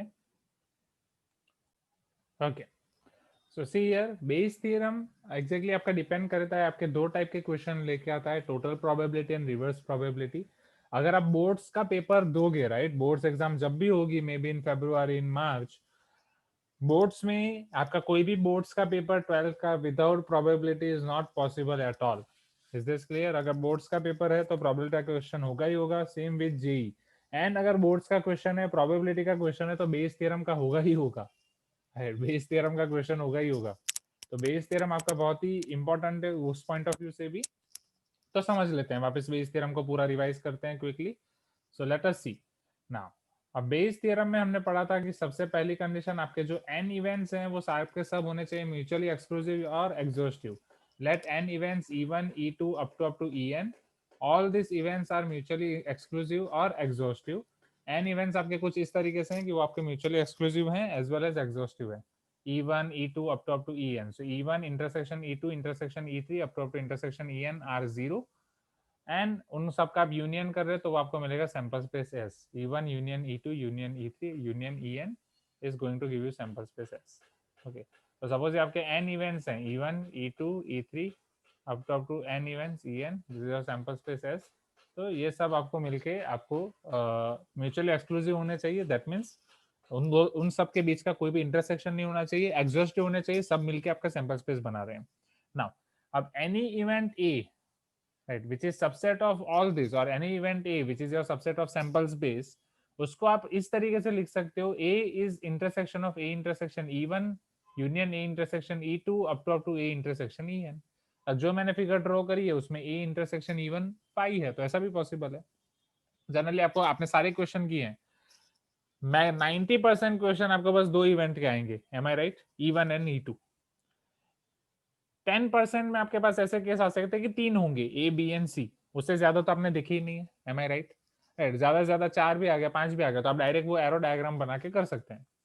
so अब प्रोबेबिलिटी ऑफ ए अगर आपको फाइंड करना है तो probability of A will be probability of A intersection E1 plus A intersection E2 up to A intersection EN। Directly addition theorem apply हो जाएगा, minus करके कुछ इंटरसेक्शन करना नहीं होगा। क्यों? क्योंकि E1 E2 EN सारे आपके म्यूचुअली एक्सक्लूसिव हैं, तो ए के साथ उनका जो इंटरसेक्शन होगा, ए इंटरसेक्शन E1 ए इंटरसेक्शन E2, वो सब भी म्यूचुअली एक्सक्लूसिव होंगे। That's it, all this are also mutually exclusive, am I right. चलो अब probability of A intersection E1, अब कोई भी एक काम कर सकते हैं, या तो ए को पकड़ सकते हैं या तो E1 को पकड़ सकते हैं। अगर आप ए को पकड़ रहे हो तो it is probability of A into E1 given A, अगर आप E1 को पकड़ रहे हो तो probability of E1 into probability of A given E1, am I right. A into E2 given A, और E2 को पकड़ रहे हो तो E2 into A given E2, like that हम कन्वर्ट कर सकते हैं। कौन सा कन्वर्ट करना आसान रहेगा? जो हमारे पास है। अब हमारे पास क्या है, पहले आपको इवेंट दी गई है, पहले आपको सारी इवेंट्स दी गई है, उसके बाद आप प्रोबेबिलिटी ऑफ ए पे जा रहे हो, तो ए गिवन E1 आपके पास है कि एक इवेंट हो गई, इवन नंबर आ गए, ऑड नंबर आ गए। अब इवन नंबर आने के बाद प्राइम नंबर की पॉसिबिलिटी क्या है, ऑड नंबर आने के बाद प्राइम नंबर की पॉसिबिलिटी क्या है, अगर मैं डाइस का केस ले रहा हूं तो इवेंट के बाद आपको ए फाइंड करना है, तो ए गिवन E1 आसान हो जाएगा। या फिर प्रोबेबिलिटी ऑफ E1, ये कौन सी प्रोबेबिलिटी आपके पास है। ओके, अगर आप ए को पकड़ रहे हो तो ए इंटू E1 गिवन है, ये तो आपको फाइंड करना है, तो ए आप ले ही नहीं सकते। सो जनरली हम E1 को टारगेट करेंगे, probability of E1 A given E1 E2 A given E2, like that.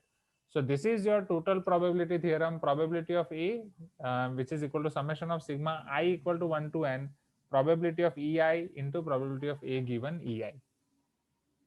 Is this clear? Bayes theorem, everyone? This is your Bayes theorem for total probability law. अब हम reverse probability पे जा रहे हैं। Reverse probability में क्या हो गया कि अब हम उल्टा आपको क्वेश्चन भी ऐसे ही देंगे कि पूरा सैंपल स्पेस है, सैंपल स्पेस में से E1 हो गया, E2 हो गया, उसके बाद ए आ गया। अब आपने ए कर दिया है ना, what is the probability that this A came from E1, ये आपने ये पूरी प्रोसेस कर दिया। What is the probability that A came from E1 और A came from E2, A came from EI, any EI, right. So उस type के question होंगे। दैट मींस आपको ये दिया जाएगा कि ए आपने कर दिया, ये पूरी प्रोसेस कर दिया ना, what is the probability that this A came from EI। So this is your probability of EI given A. So this is probability of EI intersection A divided by probability of A. So probability of EI given A is equal to probability of EI into A given EI divided by sigma I equal to 1 to n probability of EI into A given EI। ये कहाँ से आया? ये total probability law से आया, right. क्योंकि यहाँ से आपने ये तो लिख ही दिया, EI intersection A divide by probability of A। EI intersection A कहाँ से निकलेगा? यहीं से निकलेगा। EI कोई एक बीच में से ही होगा, जो मल्टीप्लाई करके आपको डायरेक्टली मिल जाएगा। एंड प्रोबेबिलिटी ऑफ A ये पूरा आपने सिग्मा करके जो किया है वो। So this should be your case. Is this clear, everyone? You can tell me yes if this is clear to you. Right? Probability of A given EI, EI given E।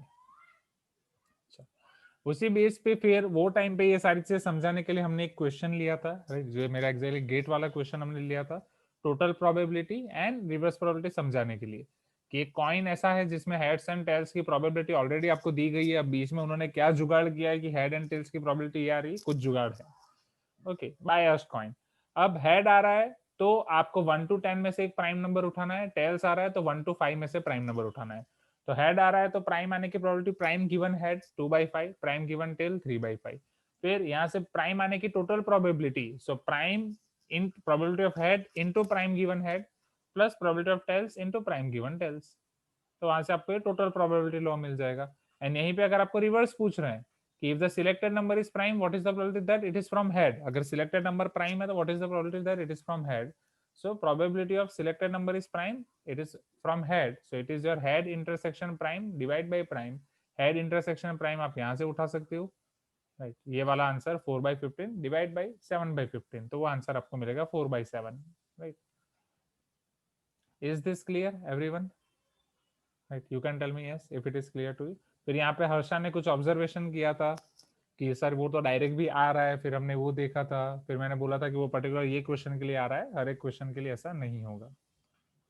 फिर उसके बहुत ही अच्छे अच्छे क्वेश्चंस हमने देखे थे आपके module के। ओके, बेस थ्योरम बहुत ही इंपॉर्टेंट है।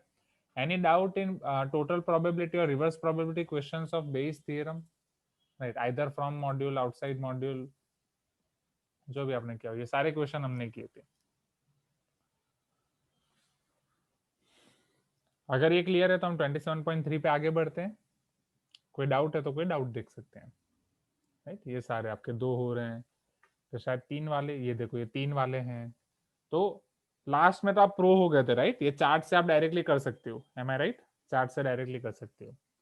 न्यू फार्मूला सिर्फ एक है, वो भी न्यू फार्मूला नहीं है, जो डी अरेंजमेंट हम पढ़ चुके हैं उसी को जस्ट प्रोबेबिलिटी में कंपेयर वो किया गया है, तो वो मैं आपको दिखाऊंगा, राइट। तो न्यू फार्मूला में इतना कुछ खास नया नहीं है, it is like that only.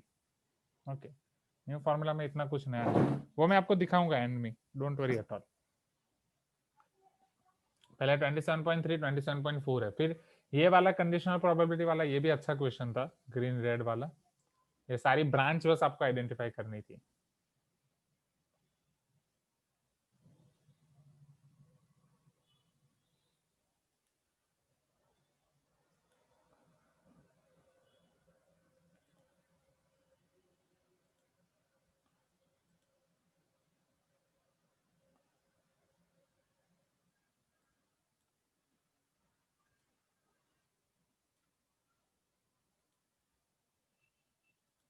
Okay, can you see this 27.3 probability distribution and random variable.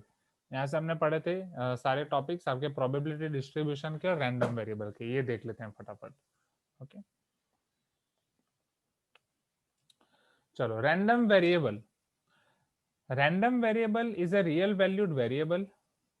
Real valued function आपको पता है, हमने 2 फंक्शन, मतलब फंक्शन के रियल नंबर के पॉइंट ऑफ व्यू से हमने 2 उसके क्लासिफिकेशन देखे थे, real valued function and real function. Real valued function that means उसका आंसर रियल वैल्यू आ रहा है, real valued function means output real numbers आ रहे हैं। एंड रियल फंक्शन मींस उसका आउटपुट भी रियल है, इनपुट भी रियल है, मतलब डोमेन भी रियल है, कोडोमेन भी रियल है। Real valued functions means codomain real है, एम आई राइट एवरीवन? या वो रियल है या रियल का कोई सबसेट है, इन शॉर्ट रियल होना चाहिए। सो अब रियल वैल्यूड वेरिएबल वो ऐसा है whose domain is the sample space of random variable. मतलब आप एक ऐसा फंक्शन डिफाइन कर रहे हो जिसका डोमेन सैंपल स्पेस है एंड जिसका कोडोमेन रियल नंबर्स हैं। सैंपल स्पेस को आप रियल नंबर से कनेक्ट कर रहे हो। सैंपल स्पेस को आप कनेक्ट कर रहे हो with real numbers with the help of one function. Sir, real valued function are also real functions, right? Wait, नहीं, रियल फंक्शन के लिए दोनों है ना। रियल फंक्शन के लिए हमें दोनों कंडीशन चाहिए कि आउटपुट भी आपका रियल होना चाहिए, इनपुट भी रियल होना चाहिए। एंड रियल वैल्यूड फंक्शन के लिए सिर्फ आउटपुट रियल होना चाहिए, am I right? Real valued के लिए सिर्फ आउटपुट आपका रियल होना चाहिए। तो मैं बोल सकता हूँ real function are real valued function, right? See, wait,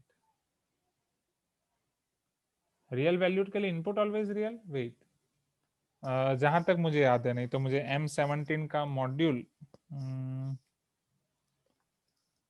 यहाँ पे M17 का नहीं है मेरे पास। Definition is correct, right? Wait.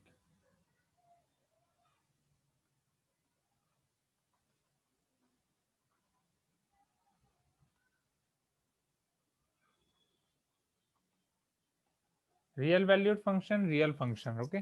So real valued function, उसमें बस आपका आउटपुट रियल होना चाहिए, एंड रियल फंक्शन में आपका आउटपुट भी रियल होना चाहिए एंड इनपुट भी रियल होना चाहिए, ओके। हाँ sir, I am asking for real valued function, output is real means input can be imaginary. नहीं नहीं नहीं नहीं नहीं, इनपुट इमेजिनरी तो हम लेंगे ही नहीं, क्यों? समझना, मैंने आपको बोला जो भी हमारा कैलकुलस पार्ट है, जो आपका फंक्शन हो गया, डिफरेंशिएशन हो गया, इंटीग्रेशन हो गया, उसमें लिमिट हो गया, उसमें कहीं भी हमने कॉम्प्लेक्स नंबर देखा नहीं। Complex algebra is different. Complex numbers का भी कैलकुलस आएगा। कॉम्प्लेक्स नंबर पर लिमिट अप्लाई करने के लिए अलग रूल्स हैं, थोड़े बहुत। कॉम्प्लेक्स का इंटीग्रेशन के अलग रूल्स हैं, उसका भी जियोमेट्रिकल मीनिंग अलग है, उसका भी डिफरेंशिएशन है, ओके। अब वो सारी चीजें आप पढ़ोगे कॉलेज लेवल पे या गेट लेवल पे। Are you getting my point? which is called your complex algebra. For JEE level, algebra is all for your real numbers only, for your real plane only. पहले ये चीज आपकी clear हो जानी चाहिए. Real, complex. Is this clear everyone? Real के लिए ये, कॉम्प्लेक्स के लिए ये, और ये सारी चीजें. First thing. सेकंड थिंग, तो यहाँ पे उसका मीनिंग क्या है? इनपुट रियल नहीं है तो क्या हो सकता है? जैसे ये वाला आप एग्जांपल ले लो, जो हमारा रियल वैल्यूड फंक्शन हो गया. इनपुट आपका कुछ भी हो सकता है, राइट? जैसे हम यहाँ पे, आपका सैंपल स्पेस है, सैंपल स्पेस है आपका हेड्स और टेल्स. तो हेड्स और टेल्स को हम रियल नंबर के साथ इंक्लूड कर रहे हैं, राइट? यहाँ पे आपका आउटपुट रियल नंबर का मैं सेट ले रहा हूँ कि अगर आपको गेम बना रहे हैं कि अगर आपका हेड आ गया आप मुझे 5 रुपए दोगे, टेल्स आ गया मैं आपको 5 रुपए दूंगा. Am I right? Please give me some response. Right, +5 -5. तो यहाँ पे आपका इनपुट ये है. इनपुट आपका कुछ भी हो सकता है रियल वैल्यूड फंक्शन में. तो मैं ये बोल सकता हूँ इधर रियल वैल्यूड फंक्शन में इनपुट आपका रियल नंबर भी हो सकता है एंड रियल के अलावा भी हो सकता है. बट रियल फंक्शन में तो आपका इनपुट रियल ही होना चाहिए. तो I can say all real functions are real valued function. Am I right? क्योंकि रियल फंक्शन आपके रियल वैल्यूड फंक्शन का पार्ट ही है. ऐसे रियल वैल्यूड फंक्शन जिसका इनपुट सिर्फ रियल नंबर हो वो आपके रियल फंक्शंस हो जाएंगे. नहीं, यस. सो स्टेटमेंट का आप इस तरीके से कर सकते हैं. क्लियर? गुड. चलो चलो जाते हैं नेक्स्ट. नाउ ये क्वेश्चंस ना जब हम टीचर्स इंटरव्यू देते हैं ना, मतलब एज अ टीचिंग पोजीशन के लिए जब आप इंटरव्यू देते हो ना, तब वहां पे ऐसे क्वेश्चन आते हैं. कौन से क्वेश्चन? कॉम्प्लेक्स नंबर वाला, कि ऐसा रियल ऐसा फंक्शन बताओ जिसमें कॉम्प्लेक्स नंबर इनपुट हो या कॉम्प्लेक्स नंबर आउटपुट हो, जो आपके जेई का है ही नहीं.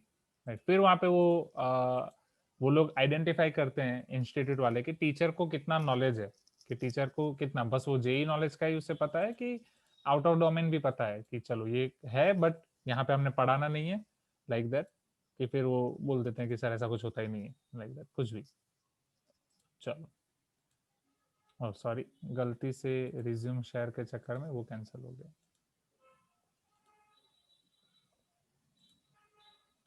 ओके ना. सो मैं आपको बता रहा था कि आपको कोई भी रैंडम एक्सपेरिमेंट है, रैंडम एक्सपेरिमेंट में आपके अलग अलग आउटकम्स आ रहे हैं, वो आउटकम्स को हम रियल नंबर्स के साथ कनेक्ट करने वाले हैं. फॉर दिस, जैसे रैंडम एक्सपेरिमेंट में आपके एन आउटकम्स हैं, उन सबकी सब आउटकम्स को आप कोई रियल नंबर के साथ कनेक्ट कर रहे हो. सो सपोज ये वही हेड्स एंड टेल्स वाला एग्जांपल, हेड आ रहा है, मैं आपको 10 रुपए दूंगा, टेल्स आएगा आप मुझे 5 रुपए दोगे. तो यहाँ पे रियल रैंडम वेरिएबल एक्स मैंने इस तरीके से डिफाइन किया कि अगर आपके पास हेड्स आ रहा है, सो I'll give you 10 rupees. So from my point of view, it is my loss. And if you'll give me 5 rupees, from my point of view, it is my profit. अब ये random variable आपके दो हो सकते हैं, either वो discrete हो सकता है, आइदर वो कंटिन्यूस हो सकता है. डिस्क्रीट मीन्स आपको पता ही है, no decimal part, sorry, natural number I can say. और अगर मैं नेगेटिव साइन इंक्लूड कर रहा हूं तो आपके integers, that's it. Continuous means उसमें मैं आपके रेशनल नंबर भी इंक्लूड कर सकता हूँ, -10.5 +5.6. सो रैंडम वेरिएबल आपके दो टाइप के होते हैं, इंटीजर्स या फिर फ्रैक्शंस और डेसिमल, जिसमें फ्रैक्शन और डेसिमल को मैं इंक्लूड करूंगा. Discrete random variable, continuous random variable. Discrete random variable के लिए जो आप प्रोबेबिलिटी डिस्ट्रीब्यूशन डिफाइन करते हो, that is called your probability mass function. Continuous random variable के लिए जो आप फंक्शन डिफाइन करते हो, that is called your probability density function. So probability mass function p of x, probability density function f of x. Is this clear? You can tell me yes, right? Probability density function p of x, probability mass function, oh sorry, probability mass function p of x, probability density function f of x. Mass function is for discrete random variable, density function is for continuous random variable.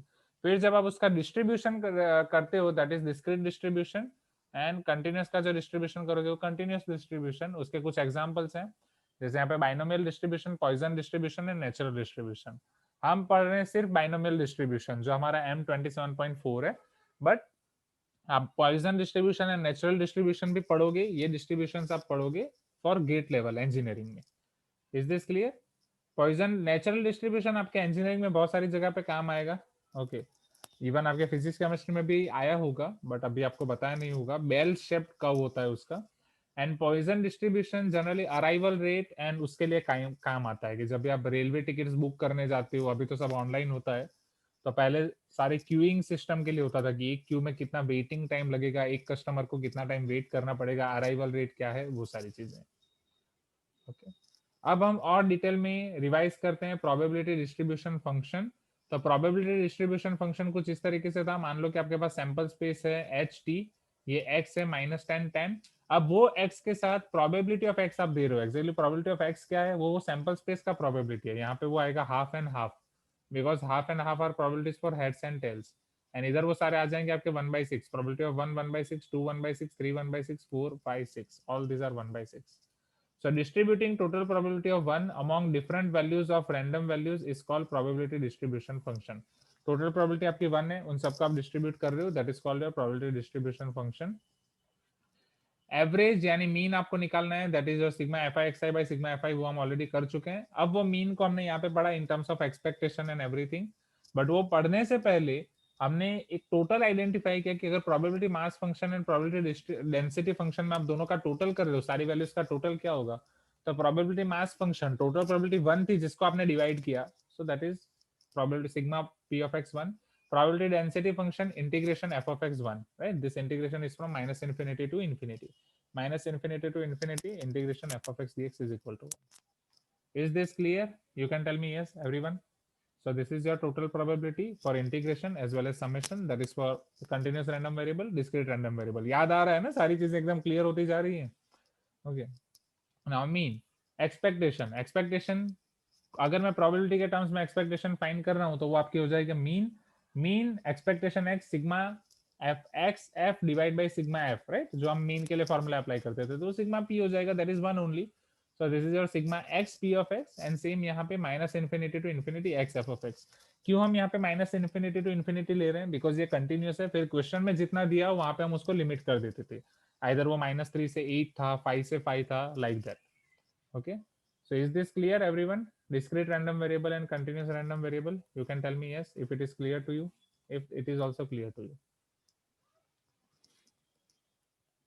right everyone? चलो, फिर variance. Variance के लिए हमने पहले आपके statistic का variance का concept, sigma square equal to sigma f i x i minus x bar whole square by n, या फिर उसकी दूसरी formula sigma x i square f minus sigma f i x i whole square, जिसको हमने एग्जैक्टली ऐसे याद रखा था, mean of x square minus mean square, right, आप एक्स स्क्वायर का मीन फाइंड कर रहे हो, mean of square minus square of mean, याद है, right, mean of square minus square of mean. So same यहाँ पे वेरिएंस को आप लिख सकते हो mean of square, mean is nothing but expectation, expectation of x square minus square of expectation, variance is expectation of x minus x bar whole square, like that. So if x is your discrete random variable, if x is your continuous random variable, फिर उस तरीके से आप expectation को either sigma या integration में convert कर सकते हो, like that. तो ये था आपका पहले मीन एंड वेरिएंस का कंसेप्ट। मीन एंड वेरिएंस का कंसेप्ट रिवाइज हो गया, फिर फटाफट उसकी प्रॉपर्टीज को रिवाइज कर देते हैं। टेल मी एवरीवन, सारे ये कंसेप्ट रिवीजन हो गए, मीन एंड वेरिएंस, राइट। ये रिवीजन का पर्पस ये नहीं है कि मैं सारी चीजें बोलता रहूं एंड आप बस सो के सुनते रहो। प्लीज चैट बॉक्स में रिस्पांस देते रहो कि हाँ सर ये हो गया, ये हो गया, ये हो गया। आपके सुपर सीनियर्स का जब रिवीजन करते थे ना तो बहुत अच्छे से होता था। क्यों बहुत अच्छे से होता था, मैं आपको बताता हूँ।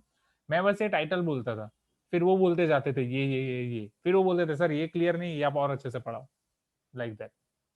ओके, आपके सुपर सीनियर्स का पूरा 11th का रिवीजन मैंने करा दिया था, 12th नहीं, आपके सुपर सीनियर्स बोल रहा हूँ, सॉरी, आपके सीनियर्स का, एंड 12th का रिवीजन कराया था उनको राकेश सर ने, राइट। तो 11th के रिवीजन में बस वो टॉपिक बोलता था, वो बोलते थे फटाफट फटाफट फॉर्मूला जाती थी, फिर वो बोलते थे सर ये टॉपिक, उस तरीके से मैं फिर वो समझाता था। So if X and Y are random variables, लगता है अभी बहुत सारे लोग सो गए। Hello students, are you there, can you hear me? Chat box में अभी मुझे सिर्फ हर्षा का रिस्पॉन्स दिख रहा है। ओके, राधिका, इरफान, सृष्टि, अभिषेक, गौरी, उदय, दिलीप, मनोज, कल्पना, सिंचना, कौन कौन जाग रहा है? ओके, सो कल्पना, राधिका, सौमिक, विष्णु, ये सब लोग जाग रहे हैं। Okay, Abhishek is also here, Uday is also here, Dilip है, ओके, दिलीप भी है, ओके, एवन भी है, चलो ग्रेट ग्रेट। क्या बाकी सब सो रहे हैं? Okay, Srishti is also there. चलो, अब जब आप एक्सपेक्टेशन के लिए फॉर्मूला अप्लाई करते हो, एक्सपेक्टेशन में जो आपका कांस्टेंट है वो डायरेक्टली बाहर निकल जाएगा। Expectation of X plus Y है तो बाहर प्लस हो जाएगा, माइनस है तो माइनस हो जाएगा, आप डायरेक्टली अप्लाई कर सकते हो। If X and Y are independent random variables, अब ये इंपॉर्टेंट है, अगर इंडिपेंडेंट है तो एक्स इंटू वाई को आप एक्स इंटू वाई कर सकते हो, इंडिपेंडेंट नहीं है तो फिर माइनस कोवेरियंस आएगा, वो कोवेरियंस क्या है वो हम देखेंगे। And expectation of constant is always going to give you constant, जैसे यहाँ पे ए का एक्सपेक्टेशन हो जाएगा सिर्फ ए। एज फॉर एग्जांपल अगर एक्स आपका कोई कांस्टेंट है, अगर सारे वेरिएबल कांस्टेंट है तो उसका मीन कांस्टेंट हो जाएगा, expectation of x is constant, फिर कितनी भी बार आप एक्सपेक्टेशन अप्लाई कर दो वो कांस्टेंट ही मिलेगा। And if A X plus B है तो एक्सपेक्टेशन दोनों को लग जाएगा, पहले प्लस का रूल, फिर यहाँ पे कांस्टेंट बाहर आ जाएगा, and A expectation of X plus B, इस तरीके से आप अप्लाई कर सकते हो। वेरिएंस है ए है तो वो ए स्क्वायर हो जाएगा, प्लस एंड माइनस दोनों केस में प्लस हो जाएगा। एंड अगेन यहाँ पे वो रूल है कि वो तभी हो सकता है जब भी आपके इंडिपेंडेंट हो, तो अब आप पूछोगे इंडिपेंडेंट नहीं होगा तो क्या होगा, हम देखेंगे, फिर उसमें कोवेरियंस का कंसेप्ट आएगा। Next variance of X plus B Y, वो इसी के सब स्पेशल केसेस हैं, तो आप डायरेक्टली कर सकते हो। कांस्टेंट का वेरिएंस हो जाएगा जीरो, कांस्टेंट का एक्सपेक्टेशन होता है आपका कांस्टेंट बट वेरिएंस हो जाता है जीरो। सेम कंसेप्ट आप यहाँ पे अप्लाई कर सकते हो एक्स प्लस बी में। अब जनरल केस जो मैंने आपको बोला था कि अगर ये इंडिपेंडेंट नहीं होंगे तो कोवेरियंस वाला कंसेप्ट आएगा, let us see those. So variance of X plus Y और X minus Y is equal to variance of X plus variance of Y plus 2 times covariance of X Y, variance of X plus variance of Y minus 2 times covariance of X Y. ये आपके पास है, variance of X plus Y is equal to variance of X plus variance of Y plus 2 times covariance of xy, variance of x plus variance of y minus 2 times covariance of xy. Is this clear everyone? You can tell me yes. Covariance of xy is expectation of x into y minus expectation of x into expectation of y. ये आपके covariance of xy की formula है, right? जो हमने यहाँ पे देखा था कि ये आप तभी कर सकते हो जब आपके इंडिपेंडेंट हो, तो मैंने आपको बोला था इधर इंडिपेंडेंट नहीं है तो क्या, इधर इंडिपेंडेंट नहीं है तो क्या, वो सबका आंसर इधर। ओके, आई होप ये सारी चीजें आपको याद आ रही होंगी। Okay, so expectation of X into Y minus expectation of X into expectation of Y, मतलब वो इंडिपेंडेंट नहीं है तो इधर आपका इक्वल नहीं होगा, उसका डिफरेंस हो जाएगा आपका 2 टाइम्स कोवेरियंस, और वो डिफरेंस हम 2 टाइम्स कोवेरियंस यहाँ पे इंक्लूड करेंगे। ओके, प्लस वाले में इधर प्लस, माइनस वाले में इधर minus. If X and Y are independent random variables, अगर इंडिपेंडेंट रैंडम वेरिएबल है तो covariance of X Y zero हो जाएगा क्योंकि ये दोनों चीजें सेम हो जाएंगी। But the converse of the statement is not true. क्यों ट्रू नहीं है? क्योंकि अगर दोनों चीजें कांस्टेंट है तब भी आपका कोवेरियंस जीरो होता है, राइट? तो कोवेरियंस जीरो कब होगा? जब दोनों इंडिपेंडेंट है, दोनों कांस्टेंट है और any one of them is constant, कोई एक भी कांस्टेंट है तो भी वो आपका जीरो होगा। सेम वेरिएंस वाला कंसेप्ट स्टैटिस्टिक का कि वो ऑलवेज ग्रेटर देन और इक्वल टू जीरो होता है जब एक्स वेरिएबल हो, इक्वल टू जीरो होता है जब वो कांस्टेंट हो। Okay sir, if they are constant then they are independent, हाँ वो बात भी सही है हर्षा, कांस्टेंट तो वो इंडिपेंडेंट है, क्योंकि कांस्टेंट तो मान लो एक पाई हुआ एक थ्री हुआ तो पाई और थ्री को एक दूसरे से लेना देना नहीं है। बट अब जब ये डिफाइन हुआ था तो अलग अलग तरीके से डिफाइन हुआ है, तो हम उसी मैनर में उनको याद रखते हैं। तो कांस्टेंट्स को वो एज ए इंडिपेंडेंट ट्रीट नहीं करते, वो इंडिपेंडेंट वो वेरिएबल के टर्म में देखते हैं कि वो वेरिएबल के टर्म में इंडिपेंडेंट है या नहीं। ओके, कि इसका होना इसे डिपेंड करता है या नहीं, लाइक दैट। तो इसीलिए फिर हम इसको अलग ही ट्रीट करेंगे, राइट? बाकी आपका आर्ग्यूमेंट राइट है कि कांस्टेंट तो आपके इंडिपेंडेंट ही होंगे। ओके चल, फिर variance of x greater than 0, that means this expression should be greater than 0, if it is equal to 0 this expression this should be equal to this, और वो आपका तभी होगा जब ये कांस्टेंट है। तो यहाँ पे हमारा 27.3 का रिवीजन खत्म होता है। इसके कोई क्वेश्चंस में डाउट है? इन क्लास एक्सरसाइज होमवर्क अगर डाउट है तो वो देख सकते हैं, और नहीं है तो फटाफट 27.4 that is your binomial theorem का रिवीजन करते हैं।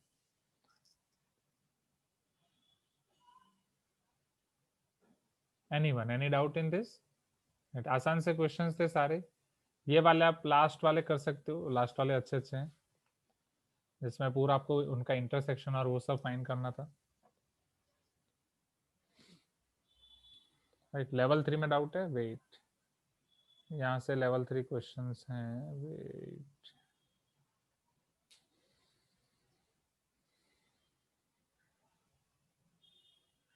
हाँ okay, level 3 questions are good, agree, level 3 questions अच्छे हैं, वही मैं आपको बता रहा था। चलो, now let us see 27.4 which is about your Bernoulli's trials. Okay, Bernoulli's trial and binomial distribution, या हाँ, जो बाइनोमियल डिस्ट्रीब्यूशन आपका हमने देखा था डिस्क्रीट का एक टाइप, उसको अब हम डिटेल में रिवाइज करने वाले हैं, जो ऑलरेडी हम इसके बहुत सारे क्वेश्चंस कर चुके हैं।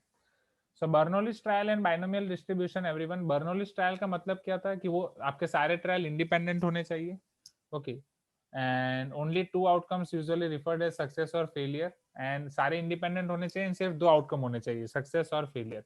If an experiment is such that probability of success और failure does not change with trial, बहुत सारे ट्रायल आप कर रहे हो, हर एक ट्रायल, पहले ट्रायल में जो आपका सक्सेस और फेलियर है वही सेम कांस्टेंट रह रहा है, सक्सेस की प्रोबेबिलिटी पहले ट्रायल में हाफ है तो लास्ट ट्रायल में भी हाफ, फेलियर की प्रोबेबिलिटी पहले ट्रायल में हाफ है तो लास्ट ट्रायल में भी हाफ, ओके, मतलब सक्सेस और फेलियर आपके चेंज नहीं हो रहे हैं, that means all this trials are your independent. If an experiment is such that probability of success और failure does not change with trials, then probability of getting exactly r success in n trials is given by ncr p to the power r q to the power n minus r, which is somewhat same as your binomial theorem. Am I right? Binomial theorem की आपकी term. So where p is probability of success, q is probability of failure, yes, and in one particular experiment, not that p plus q should be always 1. Now probability of getting 4 heads in 10 trials while tossing a coin, so अगर आपको 4 heads चाहिए 10 trials में, so it is ncr p to the power r q to the power n minus r, 10c 4 half to the power 4 half to the power 6, 10 minus 4 6, probability of head half, probability of tails half. उस तरीके से आप वो पूरा find कर सकते हैं, आपको जो भी पूछा गया हो, ओके, ठीक है. ये कुछ तो एग्जांपल मैंने लिया था कि हर बार टॉसिंग अ कॉइन शायद 10 टाइम्स का एग्जांपल है, उसमें से फिर ये कुछ फाइंड किया है, ओके. हाँ, ये फॉर्मूला कहाँ से है शायद वो दिखाने के लिए, 2 to the power 4 2 to the power 6, हाँ हाँ वही सेकंड मेथड कि उस तरीके से आप कर रहे हो, तो वो आप 2 to the power 4 2 to the power 6 आप ऐसे दे दोगे, सो this is nothing but probability of success p, probability of failure q. Now yes, probability of r success in n trials, उसमें जनरली आपके 3 टाइप के क्वेश्चन होते हैं, एग्जैक्टली, एटलीस्ट, एटमोस्ट, ओके, कि exactly आपको आर ट्रायल्स चाहिए, at least are trials चाहिए, at most are trials चाहिए, एंड ये अप्लाई करने के लिए आपको बस ये पता होना चाहिए कि एक एक्सपेरिमेंट अगर आप कर रहे हो तो उसमें जितने भी ट्रायल्स हैं, हर एक ट्रायल्स में probability of success and failure आपके सेम होने चाहिए, एंड हर एक ट्रायल्स आपके इंडिपेंडेंट होने चाहिए, फिर आप ये फॉर्मूला अप्लाई कर सकते हो ना.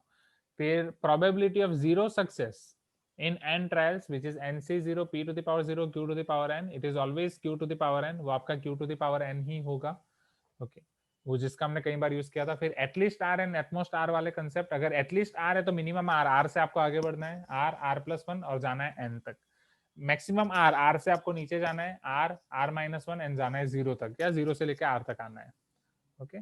Now probability of getting exactly r failures in n trials, अब सक्सेस की जगह अगर आपको फेलियर दे दिया तो आपको टोपी चेंज कर देनी है, राइट, इसकी टोपी उसके sir, q to the power r p to the power n minus r, okay.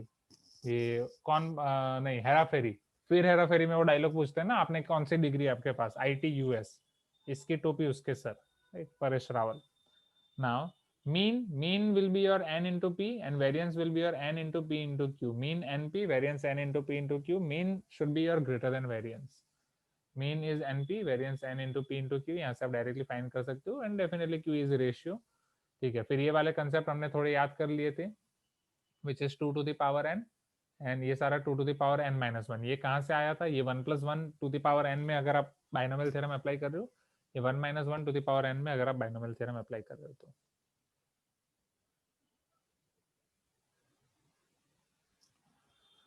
Is this clear, everyone?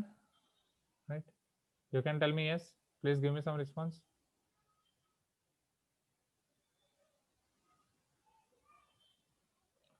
तो यहाँ प्रोबेबिलिटी के ये हमारे पास मॉड्यूल में जितने क्वेश्चंस थे, मतलब जितने भी आपके टॉपिक्स थे वो सारे कवर हो रहे हैं. इसके भी क्वेश्चंस बहुत अच्छे अच्छे हैं. बर्नौलीज के क्वेश्चन आप एक्सपेक्ट कर सकते हो, रैंडम वेरिएबल एक्सपेक्टेशन के क्वेश्चंस आप एक्सपेक्ट कर सकते हो, वो बोर्ड्स में आपके एक एक दो दो मार्क में आ जाएंगी, राइट, एंड जेई में कुछ ना कुछ कंबाइन करके दे देंगे. बर्नौलीज के क्वेश्चन आप एक्सपेक्ट कर सकते हो जेई में, एंड रैंडम वेरिएबल एक्सपेक्टेशन के बाद वाले कर सकते हो. हाँ, रैंडम वेरिएबल एक्सपेक्टेशन के जो बाद वाले ना डिस्ट्रीब्यूशन वाले, उसमें आपके वेरिएंस और वो वाले क्वेश्चंस आप एक्सपेक्ट कर सकते हो, राइट. एंड टीपीपी में भी हमने बहुत सारे अच्छे अच्छे क्वेश्चंस देखे थे. चलो अब मैं आपको पीडीएफ में जो नई फॉर्मूला है वो पहले आपको दिखाता हूँ, एंड फिर हमारा टाइम हो गया है काहूट का, ओके. उसके बाद आप ये वाले क्वेश्चंस आप घर से ट्राई कर सकते हो प्रोबेबिलिटी के। तो उदय, आप प्रोबेबिलिटी की आप पीडीएफ शेयर कर देना क्वेश्चंस बना के, ओके। वो वाला आप ट्राई कर सकते हो एंड वो आप भेजो। एंड ग्रुप में भेज क्यों नहीं रहे हो क्वेश्चंस? ग्रुप में भेजो क्वेश्चंस, ओके। चलो, ओके। तो प्रोबेबिलिटी में अगर आप ये आपके एलन हैंडबुक में देखोगे स्टूडेंट्स, तो जो हमने देखा वो सारी चीजें हैं, right, nothing new in that. वही सारी चीजें हैं जो ऑलरेडी हम देख चुके हैं, नॉट न्यू, इवन हमने ज्यादा फॉर्मूला देखे उससे। एंड ये general formula for addition theorem, ये आई थिंक सेट थियरी के टाइम पे मैं आपको दे चुका था, inclusion exclusion formula. You can tell me yes everyone, ये इंक्लूजन एक्सक्लूजन फॉर्मूला ये याद है? जहां से मैंने वो सारी चीजें देखा था। हाँ, राइट, हाँ, यस, रिवीजन टाइम पे। एंड हाँ, यहाँ पे वो सारी फॉर्मूला को उन्होंने कंबाइन करके लिखा है। Since the probability of event is a non negative number, it follows that A union B should be less than और equal to A plus B. तो वो अलग से लिखने की जरूरत नहीं, वो आपको पता ही है। ए प्लस बी आप लिख सकते हो, क्योंकि माइनस ए इंटरसेक्शन भी आपका वो जीरो हो जाएगा जब म्यूचुअली एक्सक्लूसिव है। एंड फिर माइनस ए इंटरसेक्शन भी आपको करना है, सब अलग अलग चीजें। ठीक है, बाकी सब तो है ही आपके पास। एंड ये इंडिपेंडेंट का आपको दिया गया है, difference between independent and mutually exclusive अलग से दिया है, वो सब हमने ऑलरेडी देख लिया है। हाँ,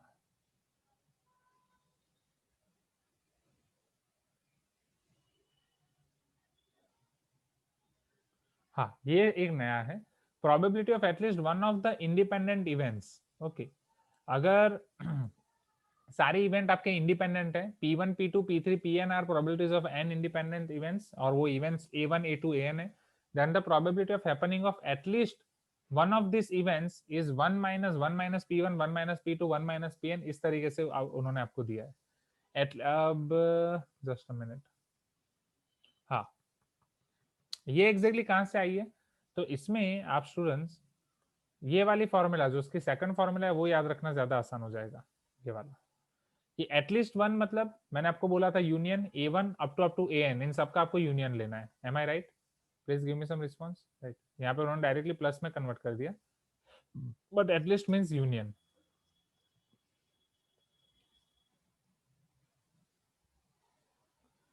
तो अब probability of A union B, उसको मैं ऐसा लिख सकता हूँ, समझना, वन माइनस प्रोबेबिलिटी ऑफ, या फिर सबसे पहले इसको छोड़ो, A bar intersection B bar whole bar, ऐसा मैं लिख सकता हूँ। Please give me some response, क्योंकि ए बार का बार ए हो जाएगा, इंटरसेक्शन का bar union, and B bar का बार बी हो जाएगा, okay. So it is nothing but your one minus probability of A bar intersection B bar, okay. And since these are in A and B are independent events, so A bar and B bar are also independent events, probability of A bar intersection probability of B bar। ये मैंने दो के लिए दिखाया, ये n के लिए आप कर रहे हो तो n के लिए आपको ये मिल जाएगा same. So one minus A1 का बार, A2 का बार, A3 का बार, अप टू An का बार, एंड वही यहाँ से तो आया है, सी। फिर A1 के बार को आप क्या लिख सकते हो, वन माइनस P1। A2 बार को आप क्या लिख सकते हो, वन माइनस P2। An बार को क्या लिख सकते हो, one minus Pn। Is this clear everyone? You can tell me yes if it is clear to you.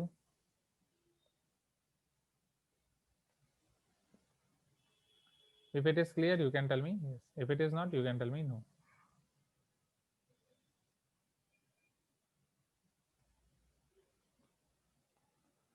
चलो, फिर कंडीशनल प्रोबेबिलिटी बेस्ड थ्योरम, ये हम ऑलरेडी देख चुके हैं, okay. Binomial distribution for repeated trials, ये अभी जस्ट हमने खत्म किया। एंड यहाँ पे एक फाइनल आपको एक सम करके दिखाया गया, if binomial experiment is repeated n times, तो जीरो से लेके zero success, one success, two success, total तो सारे एक्सपेरिमेंट आपके कवर हो जाएंगे वन। यहाँ पे उसको पूरा बहुत ही अच्छे से कनेक्शन दिखाया गया है, so this is good thing. Exactly R success हमें पता है, at most R success, at least R success, वो हम कर चुके हैं। Probability of having first success in Rth trials, अब ये नया है, right, this is new, this is new. ये probability of having first success in the Rth trials, कि अगर आप आर्थ ट्रायल कर रहे हो एंड उसमें फर्स्ट सक्सेस मिली, फर्स्ट सक्सेस मिली मतलब आर माइनस वन ट्रायल में पहले फेलियर मिल गया, am I right? So q to the power r minus 1 and first success just आपको आर्थ ट्रायल में मिली है, so it is p। hope you are getting my point, okay। so it is new but easy। अगर आप ये directly कर सकते हो, आर्थ सक्सेस में फर्स्ट सक्सेस, ये हम कर चुके थे ना, बल्ब वाला क्वेश्चन एवरीवन। तो r माइनस वन ट्रायल्स में आपको फेलियर मिला है भाई, ओके, यस, ये हो गया। Now the mean and variance of the standard deviation, ये आपको पता है, मीन वेरिएंस और standard deviation under root NPQ, so this is not your new thing, this you already know. Some important results you already know. हाँ, ये एक है A if A subset of B, तो ये भी हमने देखा है. एंड ये सब है, ये है, इसमें भी कुछ नया नहीं. एग्जैक्टली वन इवेंट का मैंने आपको दिखा दिया आज, राइट. अभी एग्जैक्टली वन का उन्होंने उसके लिए, टू के लिए, मैंने थ्री के लिए आपको ज्यादा दिखा दिया. फिर ये आपको ऑलरेडी पता है, number of exhaustive cases of tossing n coins 2 to the power n, या 2 है तो वो, 3 है तो वो, right. 6 to the power n जितने भी हैं. फिर ये कार्ड्स के ऊपर कंसेप्ट, राइट, क्योंकि पैक ऑफ कार्ड्स में जनरली पहले आप यहाँ पे आपको कंफ्यूजन होता है, बट पैक ऑफ कार्ड्स भी हमने बहुत अच्छे से कर लिया पूरा. अब ये रहा आपका डी अरेंजमेंट वाला, this is your last formula, see this derangement वाला जो मैं आपको बोल रहा था. So probability regarding N letters and their envelopes, right. So this is your case of derangement. So probability that all are in the right envelope, सारे के सारे लेटर्स राइट एनवेलॉप में, तो वो एक ही केस में पॉसिबल है. एंड टोटल है आपका n factorial. Okay sir, last point क्या है in cards, wait, last point है आपका, हाँ, ऑनर कार्ड्स. अच्छा, ये नया, ये okay okay, court cards, okay okay okay, ठीक है, ये मेरे लिए भी नया है, मैंने इसको छोड़ दिया. सो टोटल कार्ड्स आपके 52 वो हम कर चुके हैं. अब इन्होंने 4 सूट्स हैं, वो भी हम कर चुके हैं. Court cards and honour cards ये नए वर्ड्स हैं, तो ये आप याद रखें. तो जो आपके फेस कार्ड्स हैं उनको कॉर्ड कार्ड्स नाम दिया गया है. Okay, king, queen and jack. And honour cards में आपके एस को इंक्लूड किया गया है, राइट. तो शायद कहीं पे होगा, कुछ स्टैंडर्ड नेम्स होंगे, मैं भी फर्स्ट टाइम देख रहा हूँ. Okay, court cards and honour cards, तो याद रख लें, कोई क्वेश्चंस में काम आ गया तो. Okay, court cards and honour cards. चलो अभी हम आते हैं यहाँ पे. सो जस्ट अ मिनट, शायद बैटरी लो है, मैं फटाफट चार्जर प्लग कर देता हूँ. नहीं, 16% है, ठीक है, तो मैं काउट प्ले आप ज्वाइन करोगे तब मैं प्ले कर दूंगा. So probability that all letters are in right envelope, वो आपको पता है, वो एक ही केस में पॉसिबल है, तो that is 1 and total possibilities are n factorial. Am I right? Derangements everyone. Probability that all letters are not in right envelope, कि सारे के सारे राइट में नहीं है. इसका मतलब क्या हुआ, कुछ राइट में हो सकते हैं ना, सारे के सारे राइट एनवेलप में नहीं है. एक दो राइट एनवेलप में हो सकते हैं, दो तीन राइट एनवेलप में हो सकते हैं, तीन राइट, चार एनवेलप, बस सारे के सारे, मतलब वो एक केस छोड़ के बाकी सारे केस पॉसिबल है. So this is your 1 - 1 by n factorial. Probability that no letter is in right envelope, कोई भी लेटर आपके राइट एनवेलप में नहीं है, no letter is in right envelope. अब ये आपका हो गया derangement. Isn't it your derangement everyone? Derangement of n objects. So derangement of n objects की फॉर्मूला क्या थी, n फैक्टोरियल, 1 - 1 by 1 फैक्टोरियल, फिर inclusion exclusion 1/2 - 1/3. M I right?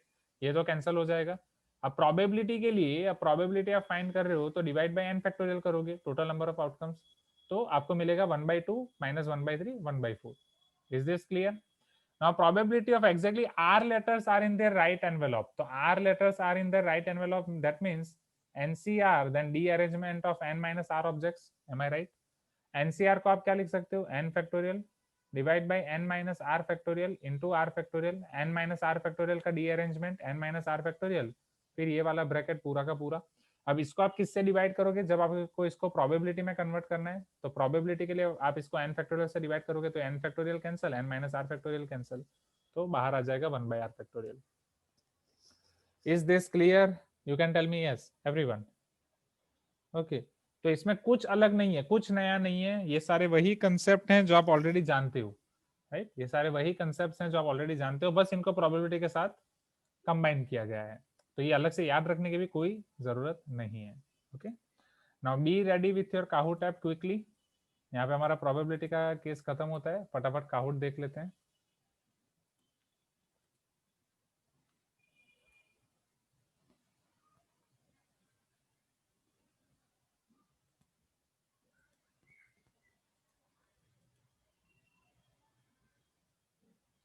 हाँ, एंड काउट के साथ ही मैं attendance भी ले लूंगा. एंड मीनवाइल आप देख लो कौन कौन एब्सेंट है, 3 स्टूडेंट्स के नाम मिलने चाहिए, एंड चैट बॉक्स में लिख दो quickly. Probability distribution multiplication theorem conditional probability, किस पे काउट खेलेंगे? आई थिंक कंडीशनल पे देखे है ना. ओके, मल्टीप्लिकेशन थियरी में तो नहीं, प्रोबेबिलिटी डिस्ट्रीब्यूशन कंडीशनल पे ही मजा आएगा. ओके,